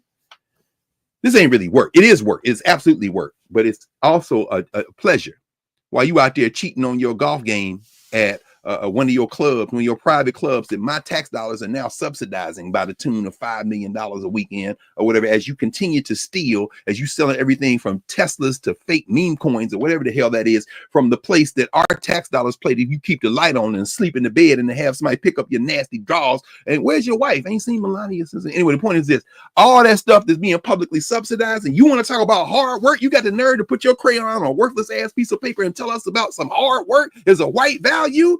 I'd say you lost your mind, but you never had it, friend. Even when you were in when you were the picture of health, whenever that was 50 years ago. And then at the Smithsonian American Art Women's History Museum, which ain't even been built yet, they saying they're going to feature male athletes in women's sports. These are the key words, the triggers. You're on the way to the hospital to have your baby that we're paying for with our tax dollars, and you went in to vote for Trump on the way, and now you get there and the hospital closed. But you thought that you was doing the right thing because you heard something on Fox News that said they're showing men and women's sports at the museum that ain't even been built yet. Section 2. I'm sorry. In that same section 1, they talk about this, the federal sites. The federal sites that aren't museums. This would be the parks. This would be the museums. And they say they want to restore them. What does that mean? We're going to try to put some of these statues back up. We're going to be, oh man, we're going to dance with y'all. Your feet going to fall off. Section 2 is titled Saving Our Smithsonian. Again, this redemption narrative, this lost cause narrative, this Reconquista narrative. If you take it back 500 years or 400 years to the Spanish and the Portuguese trying to say that we're against the Muslims, we're against the Moors, Reconquista. This reconquest, this restore. When you see it presumes that it was that way originally, and it was not that way originally. Restoring our Smithsonian Castle, built by captive labor, those red stones quarried and brought to Washington, D.C. On that original board of trustees for the Smithsonian was a man named Jefferson Davis from Mississippi. Jeff Davis, living in Richmond. Junior Varsity is now on that board. You want to restore? You want to have that conversation, you feckless illiterate? And I don't mean illiterate like the inability to read or write in English. I mean illiterate in terms of historically illiterate. This is a reality war we are talking about. Section 2, Saving Our Smithsonian. This is what it writes. It says the vice president must seek to remove remove improper ideology. So, okay, if you're saying removing improper ideology, aren't you then implying or really kind of asserting that there is proper ideology in place, that there is ideology in place? And in fact, the answer to that would be yes. And the deeper answer to that answer would be that there is always ideology at work. It is all ideological. When you start talking about countries, not countries, well, countries as well as a byproduct of nations. No, I'm sorry. Nations are a byproduct of countries. Well, I guess they could go back and forth. You can't have a country, a physical geography, a place that is enclosed in a way that prevents others from coming into it without your permission. A country. You can't have a country. You can't have a country without an idea of a we. And that concept of the we is the nation, from the Latin nasi, meaning to be born, meaning we have a common root. There is no common root in this funky criminals ass settler enterprise, except violence. So even the aspiration to a common root requires a violence of erasure. Requires you to erase where you came from, what you were doing there, and how that connects all the way through to right now, at least enough to replace your father with George Washington. Requires a violence of erasure. that would have you set aside your mother, grandmother, great-grandmother, great-great-grandmother, all the way back as far as you can go. And if you can't name them, you can certainly gesture toward where you came from and the things they passed from generation to generation to generation, movement and memory right into your living, beating heart right now. To put her a little bit to the side, dress her in a head wrap and a skirt, maybe give her a white baby to feed and a field to work in, and instead enshrine in the center Abigail Adams. And read the correspondence with John Adams as if that's your great-great-great-great-great-great-grandmother and grandfather having conversation. The violence is a violence of narrative, and it is absolutely driven by ideology. So that executive order that says that the vice president and others must remove the improper ideology means you got to stop this obstruction of a reality that we were all in this, because the only hope of even sustaining the United States of America in any form would be for everybody to be included. And we have fought for 2 or 3 generations at this point in those same spaces to include as many people as possible for just the possibility of all of us living together. But you want to fight that, because when you hear everybody, that means you ain't in control. So you send your little 5 o'clock shadow, smoky eye, Manchurian candidate friend in. And guess what? In the executive order, it says he must also do this with the work of the Office of Management and Budget, OMB. And therein lies the simple center of the ideological project. You want to bring in Russell Vaught, who was directing your OMB in the first term, and now here you back, and he's back. He the architect of this. And he understands, if you've read this, as Lurie has walked us through many times, and we've had that conversation, Karen. We've had that conversation all over Channel 126. We've had that conversation on Black Star Network. We had it endlessly, to the point where even Taraji P. Henson name checked it at the BET Awards. Huh? Right, because y'all weren't watching that other stuff. More people are every day now that you realize, oh, we need an ark. Well, there are some arks that have been built. Come on. Or better yet, we don't need no ark. We can swim. If we recognize that we can swim. If you don't, you'll drown and not realize you could have saved yourself. In fact, you could see that the ocean is your friend, if we're going to extend that metaphor. But the point is this. He told Vance in the executive order, you got to work with Vaught, because Vaught is the money man, and they understand none of this move without the money. As Rakim told us, and paid in full. Ain't nothing funny. Be still. Don't nothing move but the money. Russell Vaught is the money man, and this fascist got his hands on OMB, and his tentacles expanding place to place to place. So in section 2 of the executive order, restoring truth and sanity to American history, the idea is the true villain. Why do all these people look like they come out of central casting? Look at Russell Vaught. He in that car with Henry Fonda and the rest of them in the Grapes of Wrath too. He ain't had a job in 6 months, and he out here eating dirt sandwiches on his way to a grape picking job in California. They got 300 jobs and 3 million people out there trying to get it. He in the Dust Bowl too. Woody Guthrie looking. The point is this. The idea is they understand that this is a reality war over memory. They want to, in their executive order, talk about prohibiting. In fact, Russell Vaught called the Office of Management and Budget the president's air traffic control system. He said that a while ago. I'm only raising it because, and I've been off and on planes a lot these last few weeks, and it's safe. We know it's safe. I know it's anxiety, but he said that that's what OMB is. So, think about OMB as like the quarterback of this, and they got at the quarterback of OMB, the quarterback of Project 2025. So in the executive order section 2, they talk about prohibiting the expenditure on exhibits or programs that, quote, degrade shared American values, divide Americans based on race, or promote programs or ideologies inconsistent with federal law and policy. Lawyers, it'd be interesting to hear what Angie Porter thinks about this. Aya, Nelly, all these lawyers in here. My first impulse was you should sue. Sue. What's the cause of action? Cause of action is you're trying to engage in racial discrimination and historical interpretation. Well, who are the victims? Everybody who comes to the exhibit who is harmed. But who has standing? Everybody who is harmed, regardless of race.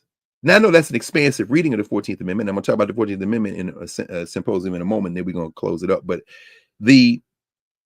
I think that's what we have to do. I know that's what Sherilyn about to do.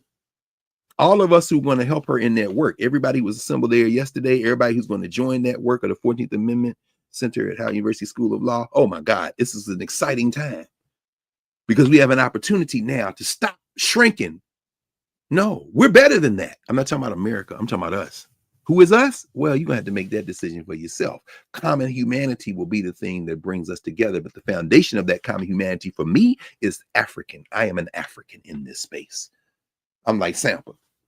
Sampa said, I'm from Zambia. I was raised in Botswana in part, but I was really raised in Australia. And when I blew up, they want to claim me as Australian. Yeah, I was raised in Australia, but I am an African. I am Zambian. Let me go find Angelique Kidjo, who is not from Zambia, Mali. Let me go work with Tony Allen, who worked with Fela, the great Nigerian musician, and even Nigeria and Zambia and Mali. All those are labels on a map. I'm an African. I look at this young person and I'm saying, look at that. She is in the next iteration of Miriam Makeba. And guess what? Just as talented, just as brilliant, perhaps a different educational system raised her to perhaps have to work her way to the sensibility of a Sampa the Great. But Doechii can work with you. But I don't want to hear, I like drugs. I like, no. Great alliteration. And I understand it, you know, your song, The Nile is a River, is slamming. But guess what? The Nile is a river that flows through your memory. So we're going to need a little bit stepping up. And I know you up to it. Look at that. I would love to see that collaboration. But my point is like that, you know, she said, you know, y'all ain't going to do that. I'm from here. Well, guess what? Me too. I'm from here too. You ain't no African. As Malcolm X said, you left your mind in Africa. So in that section 2, saving our Smithsonian, they want to prohibit expenditures on stuff that will put all our common humanity in the conversation in favor of the ideology that centers the whiteness.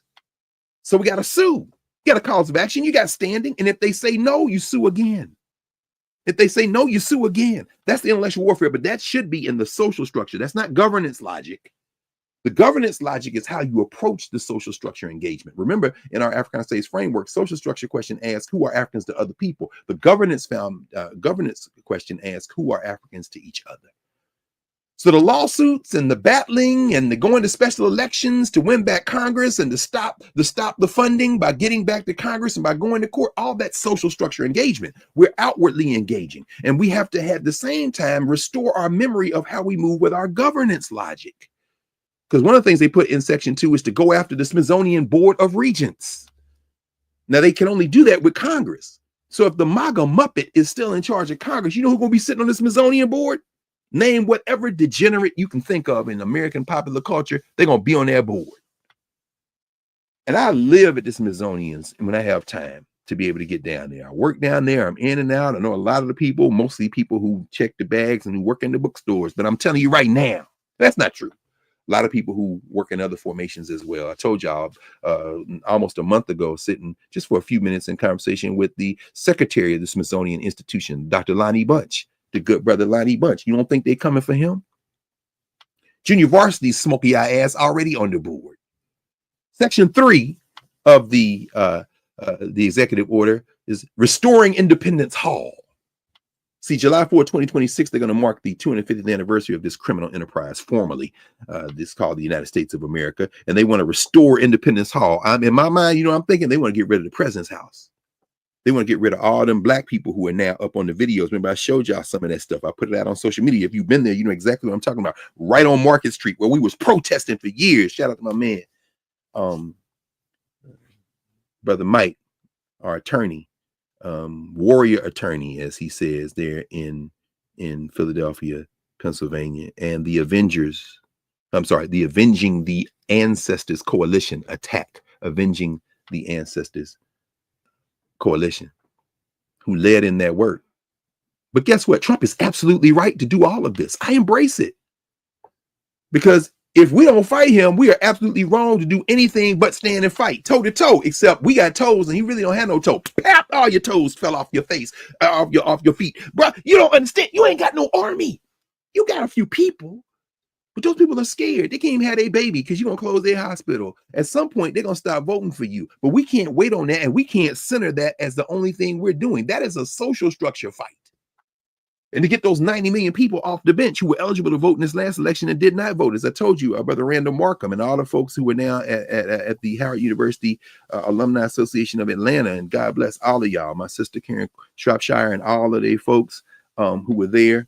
Quintavious came by the way, Karen. I know you're a newbie and you in here. He came by Thursday and said, I want to come sit in on class. I said, man, I expect you to be in here all the time anyway. The young man who this time last year was on a bus coming to Washington, D.C. from Atlanta because that stalwart Howard University alumni chapter in Atlanta, which leads the country, really, raised money not only for last dollar scholarships for students to graduate, but to put together a bus trip for these students to come. And they'll be here in the next couple of weeks to come back up here again. The Detroit people always come. The Chicago People's Union usually bring some people to campus. It's that season now. Many of you out in here right now taking your children around at these HBCU campuses. And it's a beautiful thing.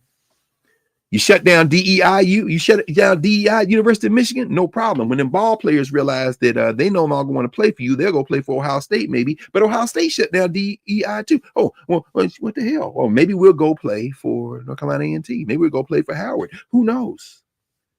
You know, the MEAC Player of the Year this year was in my class. Brother Blake was in my class this summer school. Me and Dr. Beatty and Dr. Watkins, Dr. Myers, we teach a Introduction to African States class.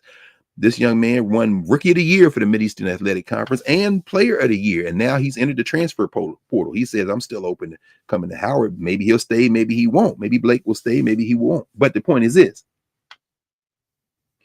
The transfer portal and name, image, and likeness makes every school available and attractive depending on what you want to do. So if you want to shut DEI at Michigan, no black players anymore. No more hail to those fighting Negroes, hail those running Negroes, hail to Michigan.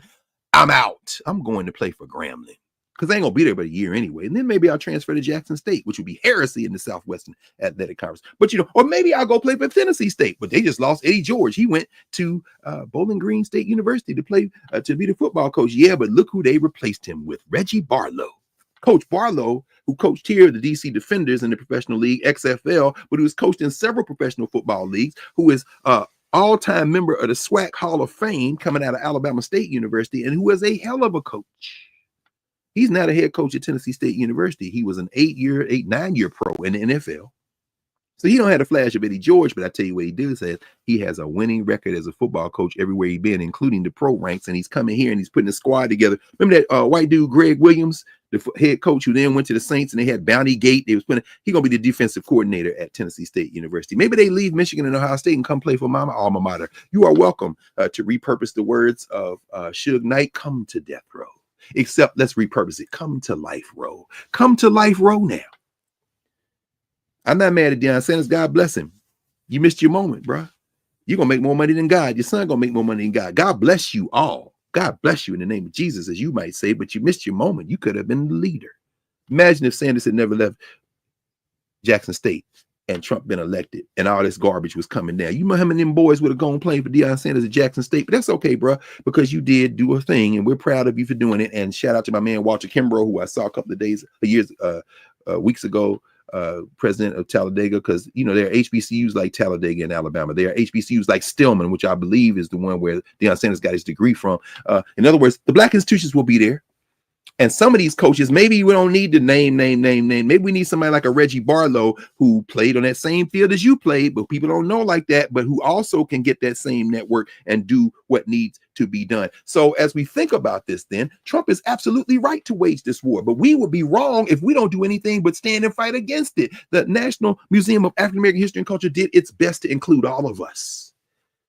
This is the conversation and I had with Dr. Bunch. I was reminding him of the first time we had a chance to talk, which was years ago when they were planning the museum, and his vision that we include everyone in the American tapestry in that museum, anchored in the blackness. I'm for that. But I'm also not for starting our history with captivity. Yeah, there's a little bit of Africa in there in the basement, but very little. And you got another statue of Thomas Jefferson. He don't need no statue. Guess what statue they not going to take down if they get their way in the African American Museum? It's going to be Thomas Jefferson. They ain't got to do nothing to that exhibit on the floor. Because you got Toussaint Louverture, you got Mum Bet, you got Phyllis Wheatley, and they all facing the wall or the sides. But the guy in the front that you see when you first come in with a bunch of cotton bales behind him with the names that they gave our ancestors is Thomas Jefferson. And he got a whole ass memorial on the basin. Why you put him here? Because I want to include everybody. I get it. I ain't mad at you, but understand that's not going to be enough. Your master is not going to allow you to do anything. And so the museum did its best to include everybody, but that will never be enough, because when you say everybody, they hear I'm not in charge.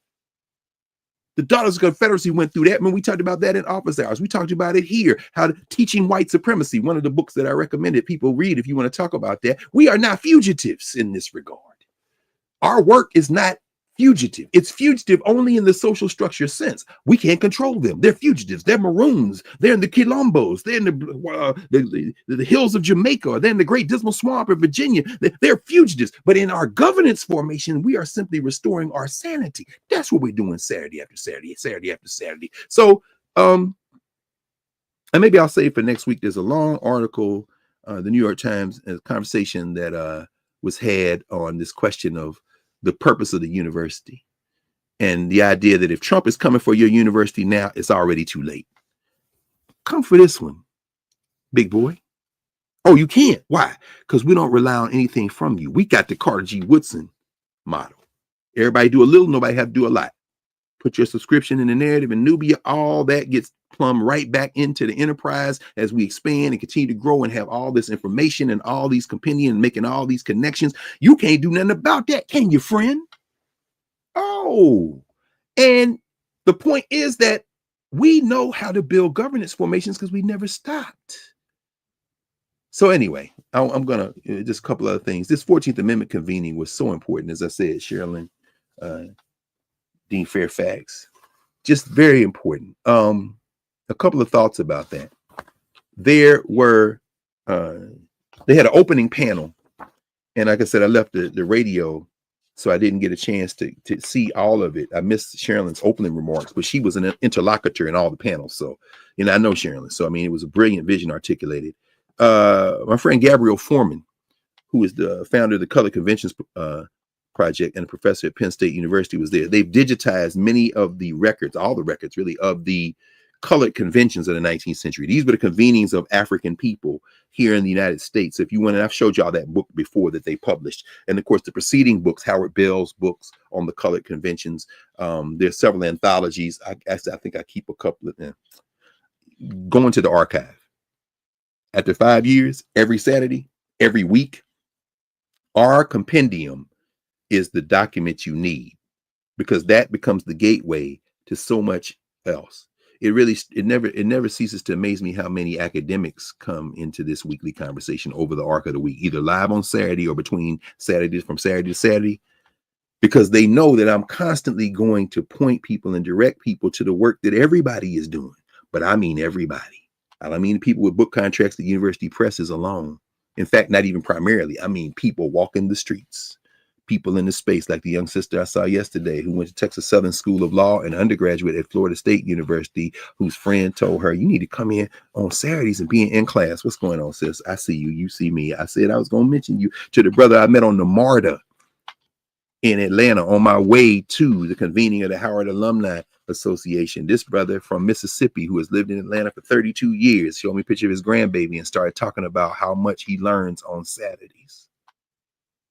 Let's be clear. To the people checking bags, the last time I was at the Museum of American History, it was like, oh, Dr. Carr, tell Karen Hunter I said hello. Very important to understand that that's the space we're doing. So Gabrielle works on the Colored Conventions Project and professor at Penn State. She was on that panel. Martha Jones, my friend Martha Jones, who is at Johns Hopkins, she wrote the book on birthright citizenship. Dr. Martha Jones, also a lawyer, by the way.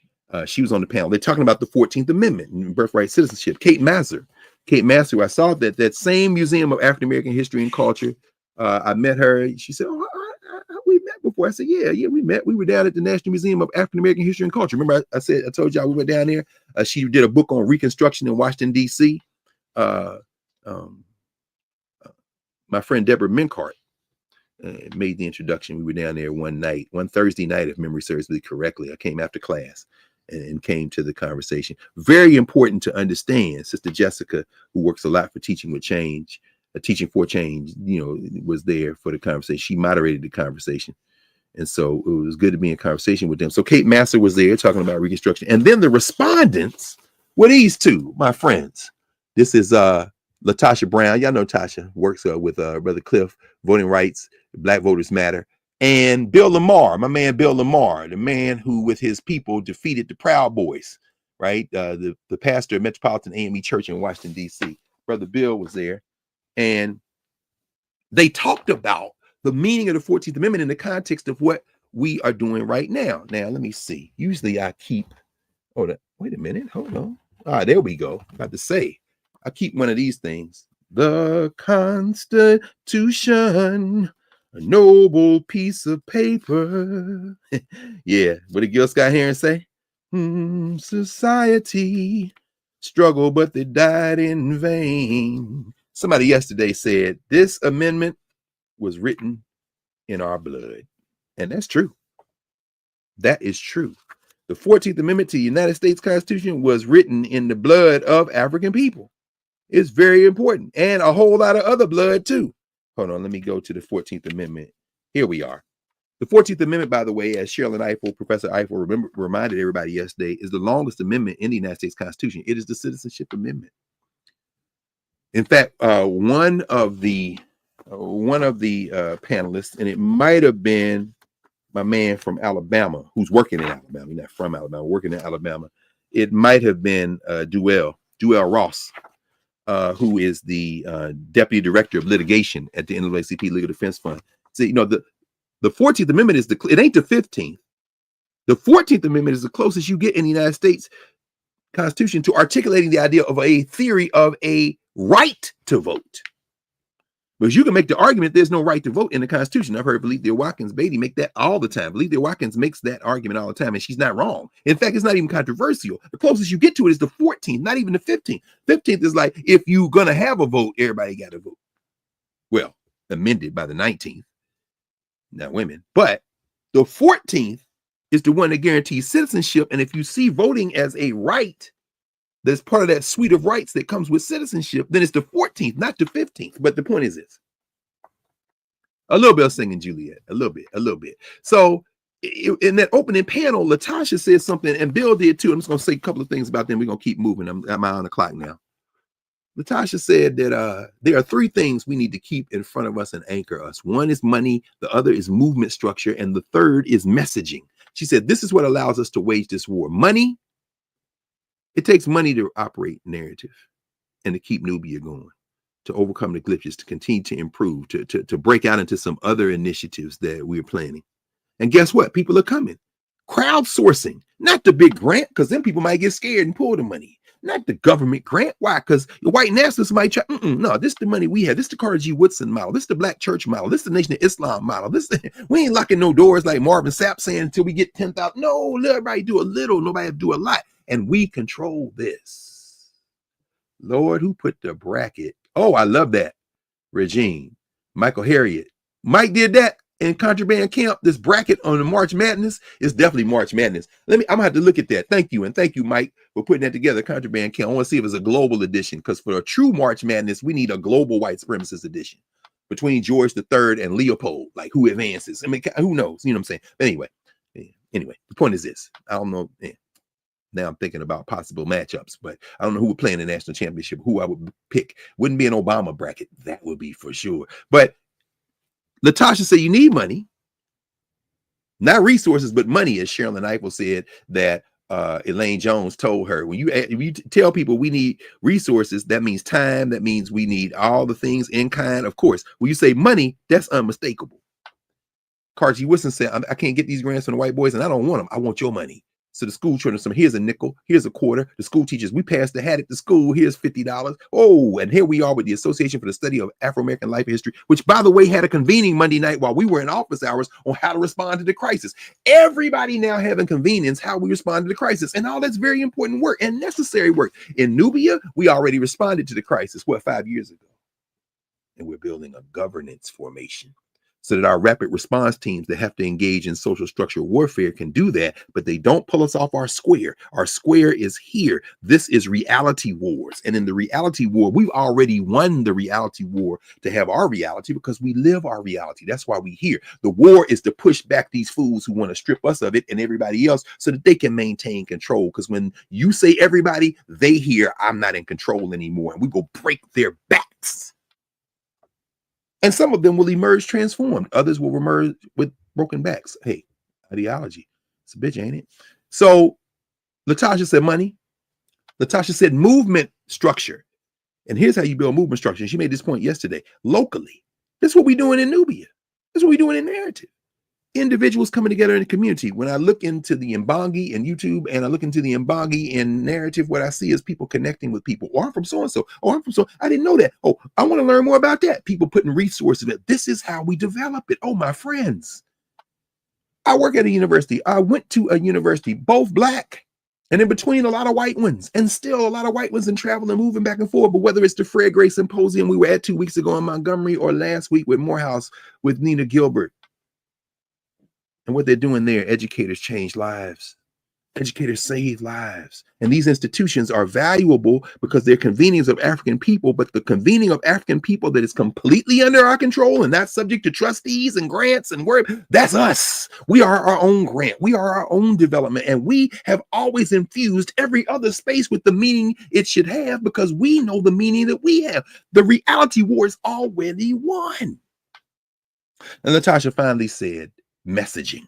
Oh, messaging. This is where we got into the conversation about technology. And it took until the end of the day for that to come back around on the panel on creative art and technology and the role of institutions, when Malika Sarr talked about the fact that we must use these technologies. I agree. Let me spend about maybe 5 seconds on agreeing with her in this form. Aren't we on technology right now?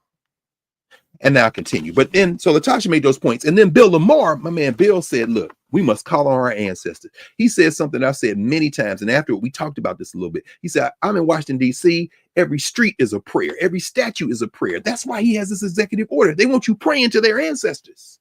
Oh, and I say their ancestors, because I ain't praying to DuPont. I'm not praying to General Lafayette. I'm not praying to George Washington or Thomas Jefferson statues. But every time you go around one in a circle here in D.C., every time you're on the street and evoke a name of somebody, do you know that's why there's so many Martin Luther King streets named? Every time you say it, it's a prayer to an ancestor. But the ancestors who come out of our common humanity that we don't know, we still know them because we know how the street names in a place.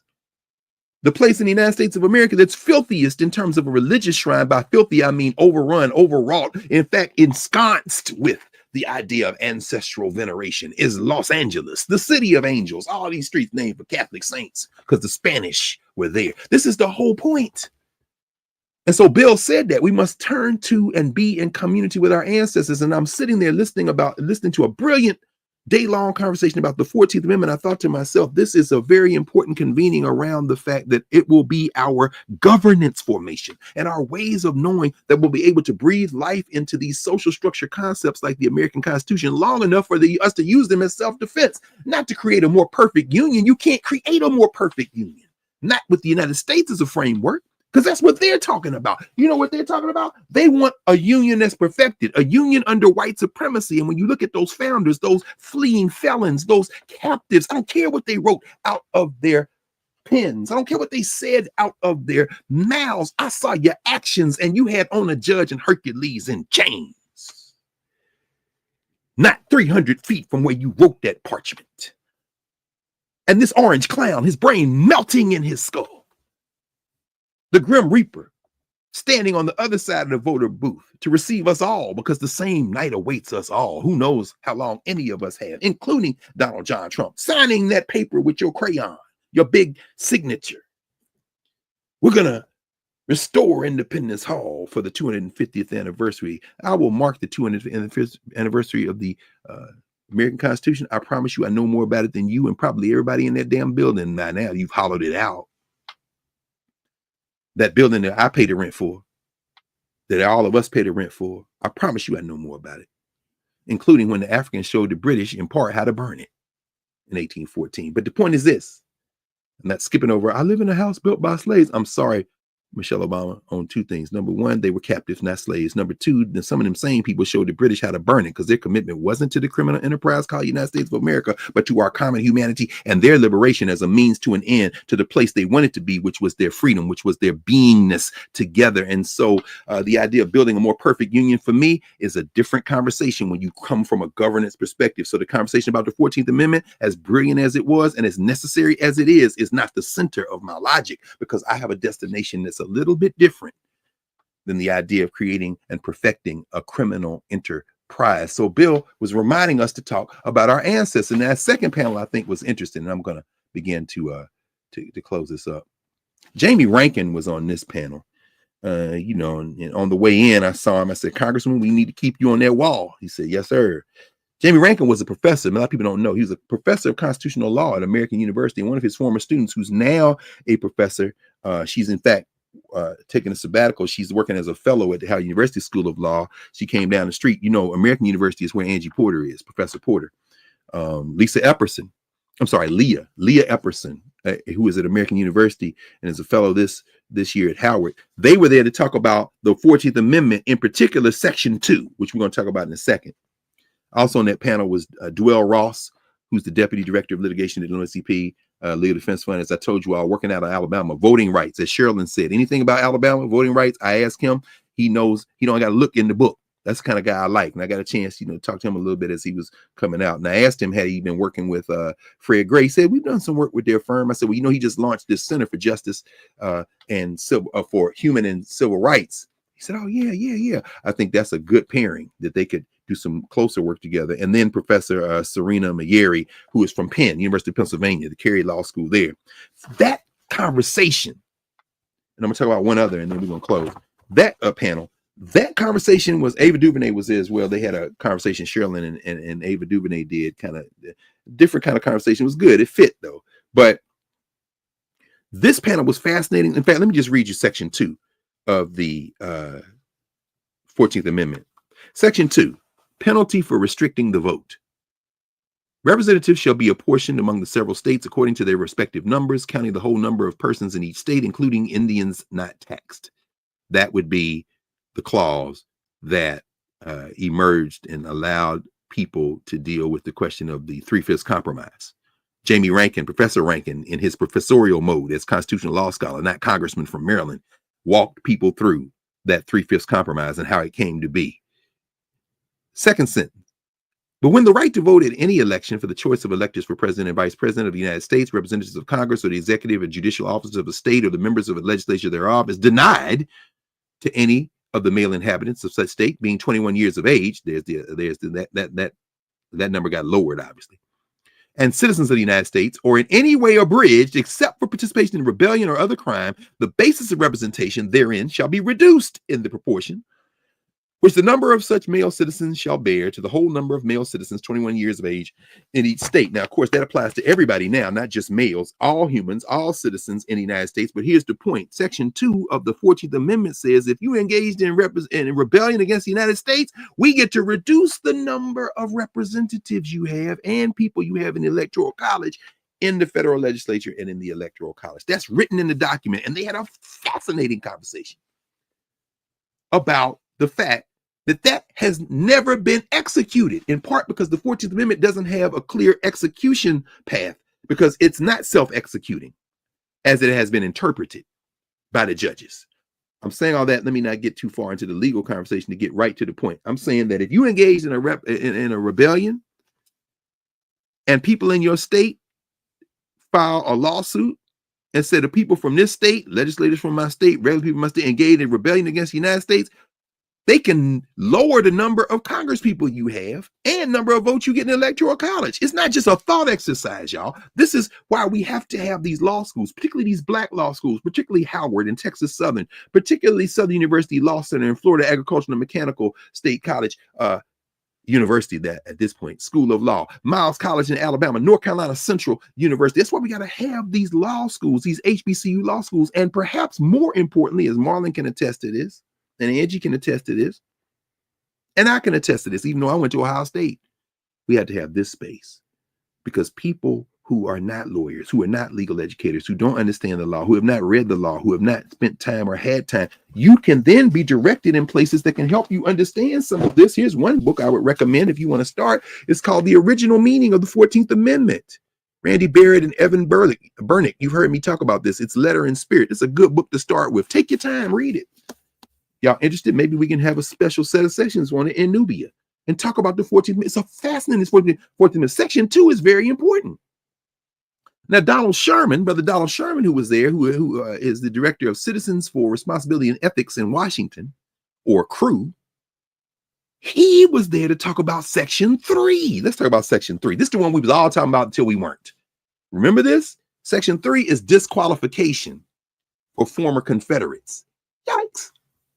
Section 3 of the 14th Amendment states, no person shall be a senator or representative in Congress or elector of president or vice president or hold any office, civil or military, under the United States or under any state who, having previously taken an oath as a member of Congress or as an officer of the United States or as a member of any state legislature or as an executive or judicial officer of any state to support the Constitution of the United States, shall have engaged in insurrection or rebellion against the same or given aid or comfort to the enemies thereof. But Congress may by a vote of 2/3 of each house, remove such disability. That is the insurrection clause of the United States Constitution. Donald Sherman was there because he worked in their amicus brief that the Legal Defense Fund filed in a case called Trump versus Norma Anderson. Remember that Colorado case? Remember when during the election, when we didn't get enough people out to vote?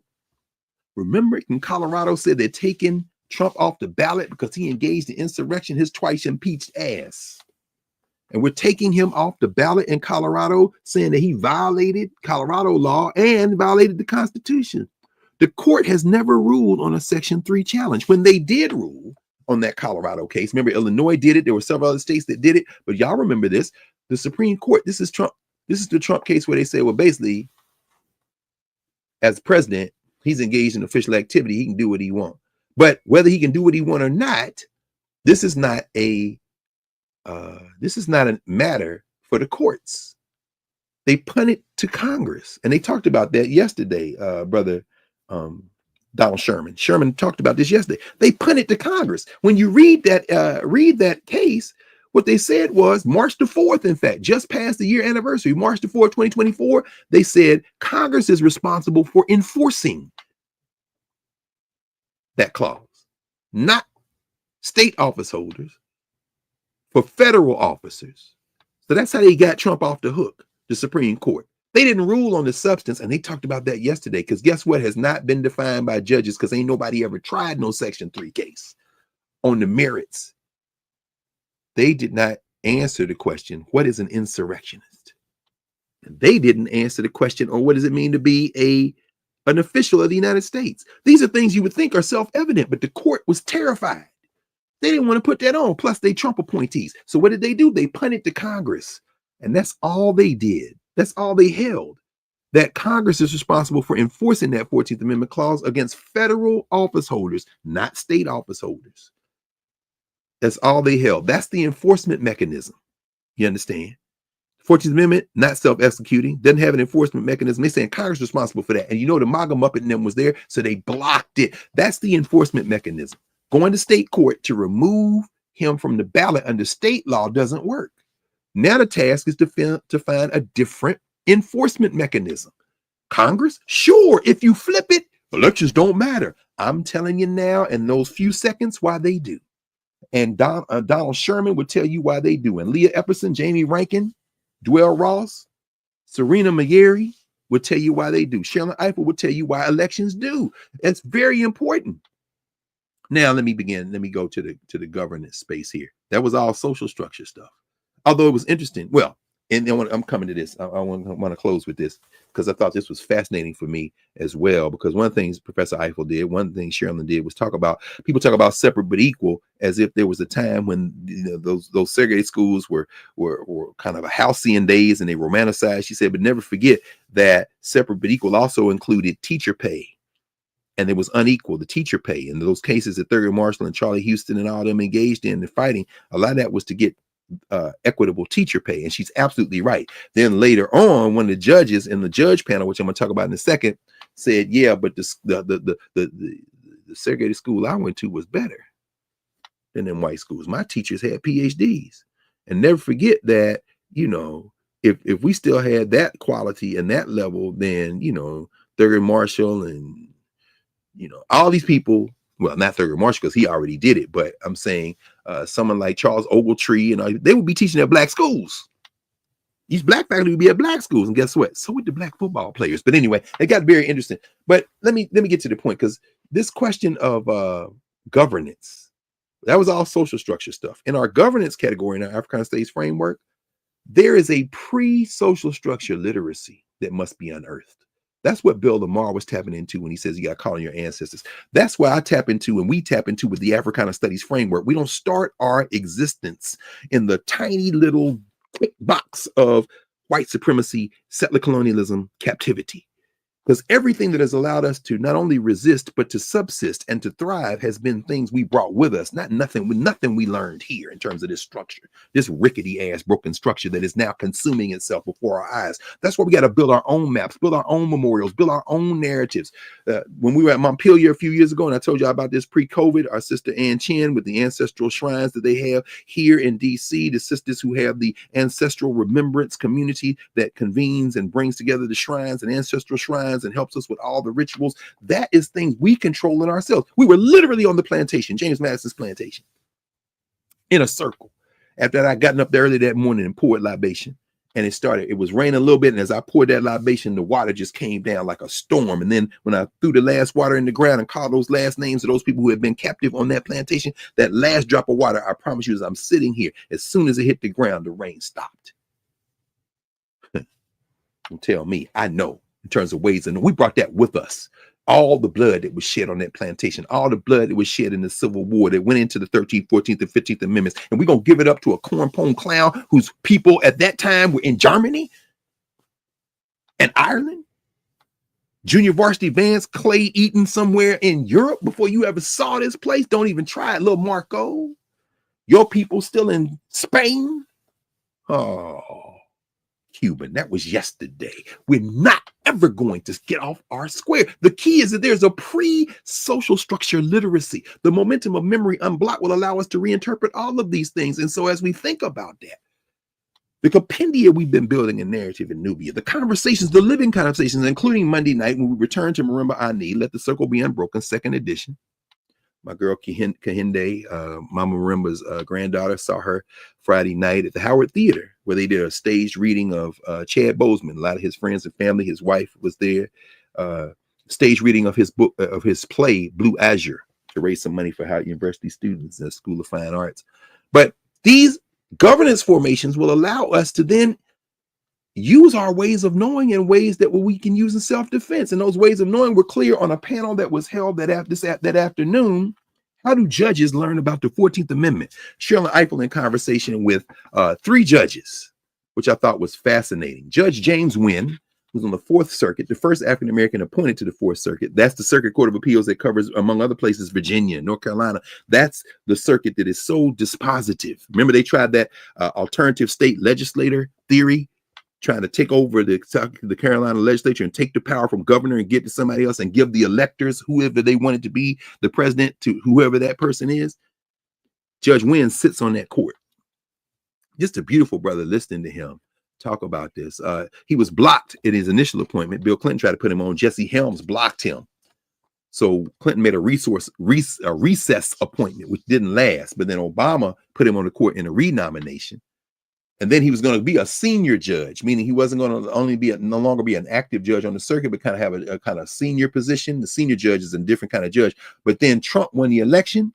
So he said, nah, I'll stay on the bench. And they raised holy hell to this day. Donald Trump don't like Judge Wynn. Judge Wynn, of course, being impartial, can't say like or dislike of Donald Trump, but let's be very clear. You can't do nothing to him, baby, because we've mastered the technique, mastered the methodology. So he withdrew his moving to senior status to stay active on the Fourth Circuit. That circuit covers so many black people. So many black people. The second judge I want to mention is Judge Carlton Reeves. Judge Reeves from Mississippi. Judge Reeves sits as a district court judge. So there are three levels in the federal apparatus, at least in terms of those Article 3 courts. You have the district court, you have the appeals court, you have the Supreme Court. Judge Wynn is at the appeals court. Judge Carlton Reeves would be at the district court. He's in a state which is part of the Fifth Circuit Court of Appeals. That's that rogue ass court in Baton Rouge. Wouldn't it be wonderful, as they said yesterday, to get Judge Reeves on the Fifth Circuit Court of Appeals? But you got to win elections to do that. Elections don't matter. After you listened to Judge Reeves yesterday, you would understand why. A proud graduate of Jackson State, the I love. They sent him off to the white thing when he was in first grade 1970, like they sent me off in the fall of 1970 in Tennessee. We shock troops of Jim and Jane Crow, post-apartheid. And they asked him, Sherlin asked him, how did you learn about the 14th Amendment? He said, when I was in the first grade, they shipped us out to these places, and I went all the way up to the 9th grade to high school. I got to high school. They had this racist textbook in Mississippi. We learned civics and history, and they had us they had a narrative of us that was white supremacy in terms of the erasure of black life. He said, you know, when I learned the 14th Amendment code and learned about my history and culture and got grounded, it was when I went to Jackson State University. JSU, HBCUs, ways of knowing, grounded in that. Sherlin said, yeah, people romanticize the segregated schools, but they had unequal teacher funding. And then the third of the three judges, who wasn't on the formal program, but who Sherlin invited up because he was the chief judge of the Fourth Circuit Court of Appeals, Judge Roger Gregory. Judge Gregory said, wait a minute, because I went to Virginia State University. And my professor at Virginia State University that taught me about the 14th Amendment was a man named L. Douglas Wilder. That's right, Doug Wilder, graduate of Howard University. He said, when I was sitting there in Doug Wilder, Professor Wilder's class, Virginia State University, Trojans, he said, shout out to the Trojans. You're right, my man, Makola Abdullah, the current president of Virginia State University. He said, when I was sitting in Doug Wilder's classroom learning this, he said, I glanced over and I saw he had his appointments book open. He said, I didn't read his appointment book, but I could see it filled up, and I thought to myself, I want to do this. I want to be a lawyer. That's when that man decided to be a lawyer. He said, I didn't know that a decade later I would be Doug Wilder, the first black governor of Virginia. I would be Doug Wilder's law partner. Ways of knowing. HBCUs, please understand. Trump, come on, baby. Come on. Oh, your brain modeled apartheid buddy's buddy, Peter Thiel, his frenemy. Yeah, Peter Thiel vomiting on social media talking about Kamala Harris not qualified because she went to Howard, and there was a time when you had the elites, the Harvards and the Yales and these second tier, third tier, and no tier schools. Let me tell you something. On the best day of your funky little shrunken, emaciated apartheid life, round up all of your apartheid ancestors, mash them up into one human. Let's go toe to toe, and all your toes will fall off because you couldn't on your best day match the education that I got from Jamie and McDonald Williams and Lois McDougall and W. Dury Cox. In fact, that Judge Roger Gregory got from Doug Wilder. In fact, that our friend now, Judge Reeves from Mississippi, got at Jackson State University. Please understand the ways of knowing that come out of those spaces. And he reminded Judge Gregory, the audience, that the standards that we had have not been surpassed. I love the way Judge Wynn from Mississippi said it. He said, when they shipped us off to them white boys when I was a kid, we found out that they were just as smart as us. And everybody started laughing. That laughter was from the governance formation, not from the social structure. Nobody, in other words, in Mississippi was trying to prove their humanity by sending black children to white schools. In fact, the opposite. They went there and discovered that y'all can be human too. We knew we were human. We have to rewrite the narratives, and no National Park Service site, no monument is going to do that for us.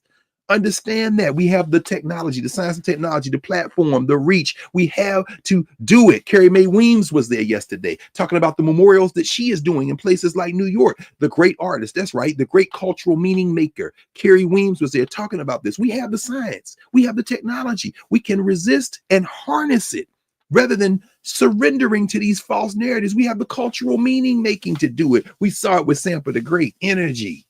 Zambian born, Botswana raised, and Australia raised. They want to embrace her in the social structure now. No problem, but I'm coming in as an African, not as an Aussie.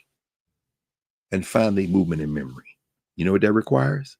That requires the compendium, the archive.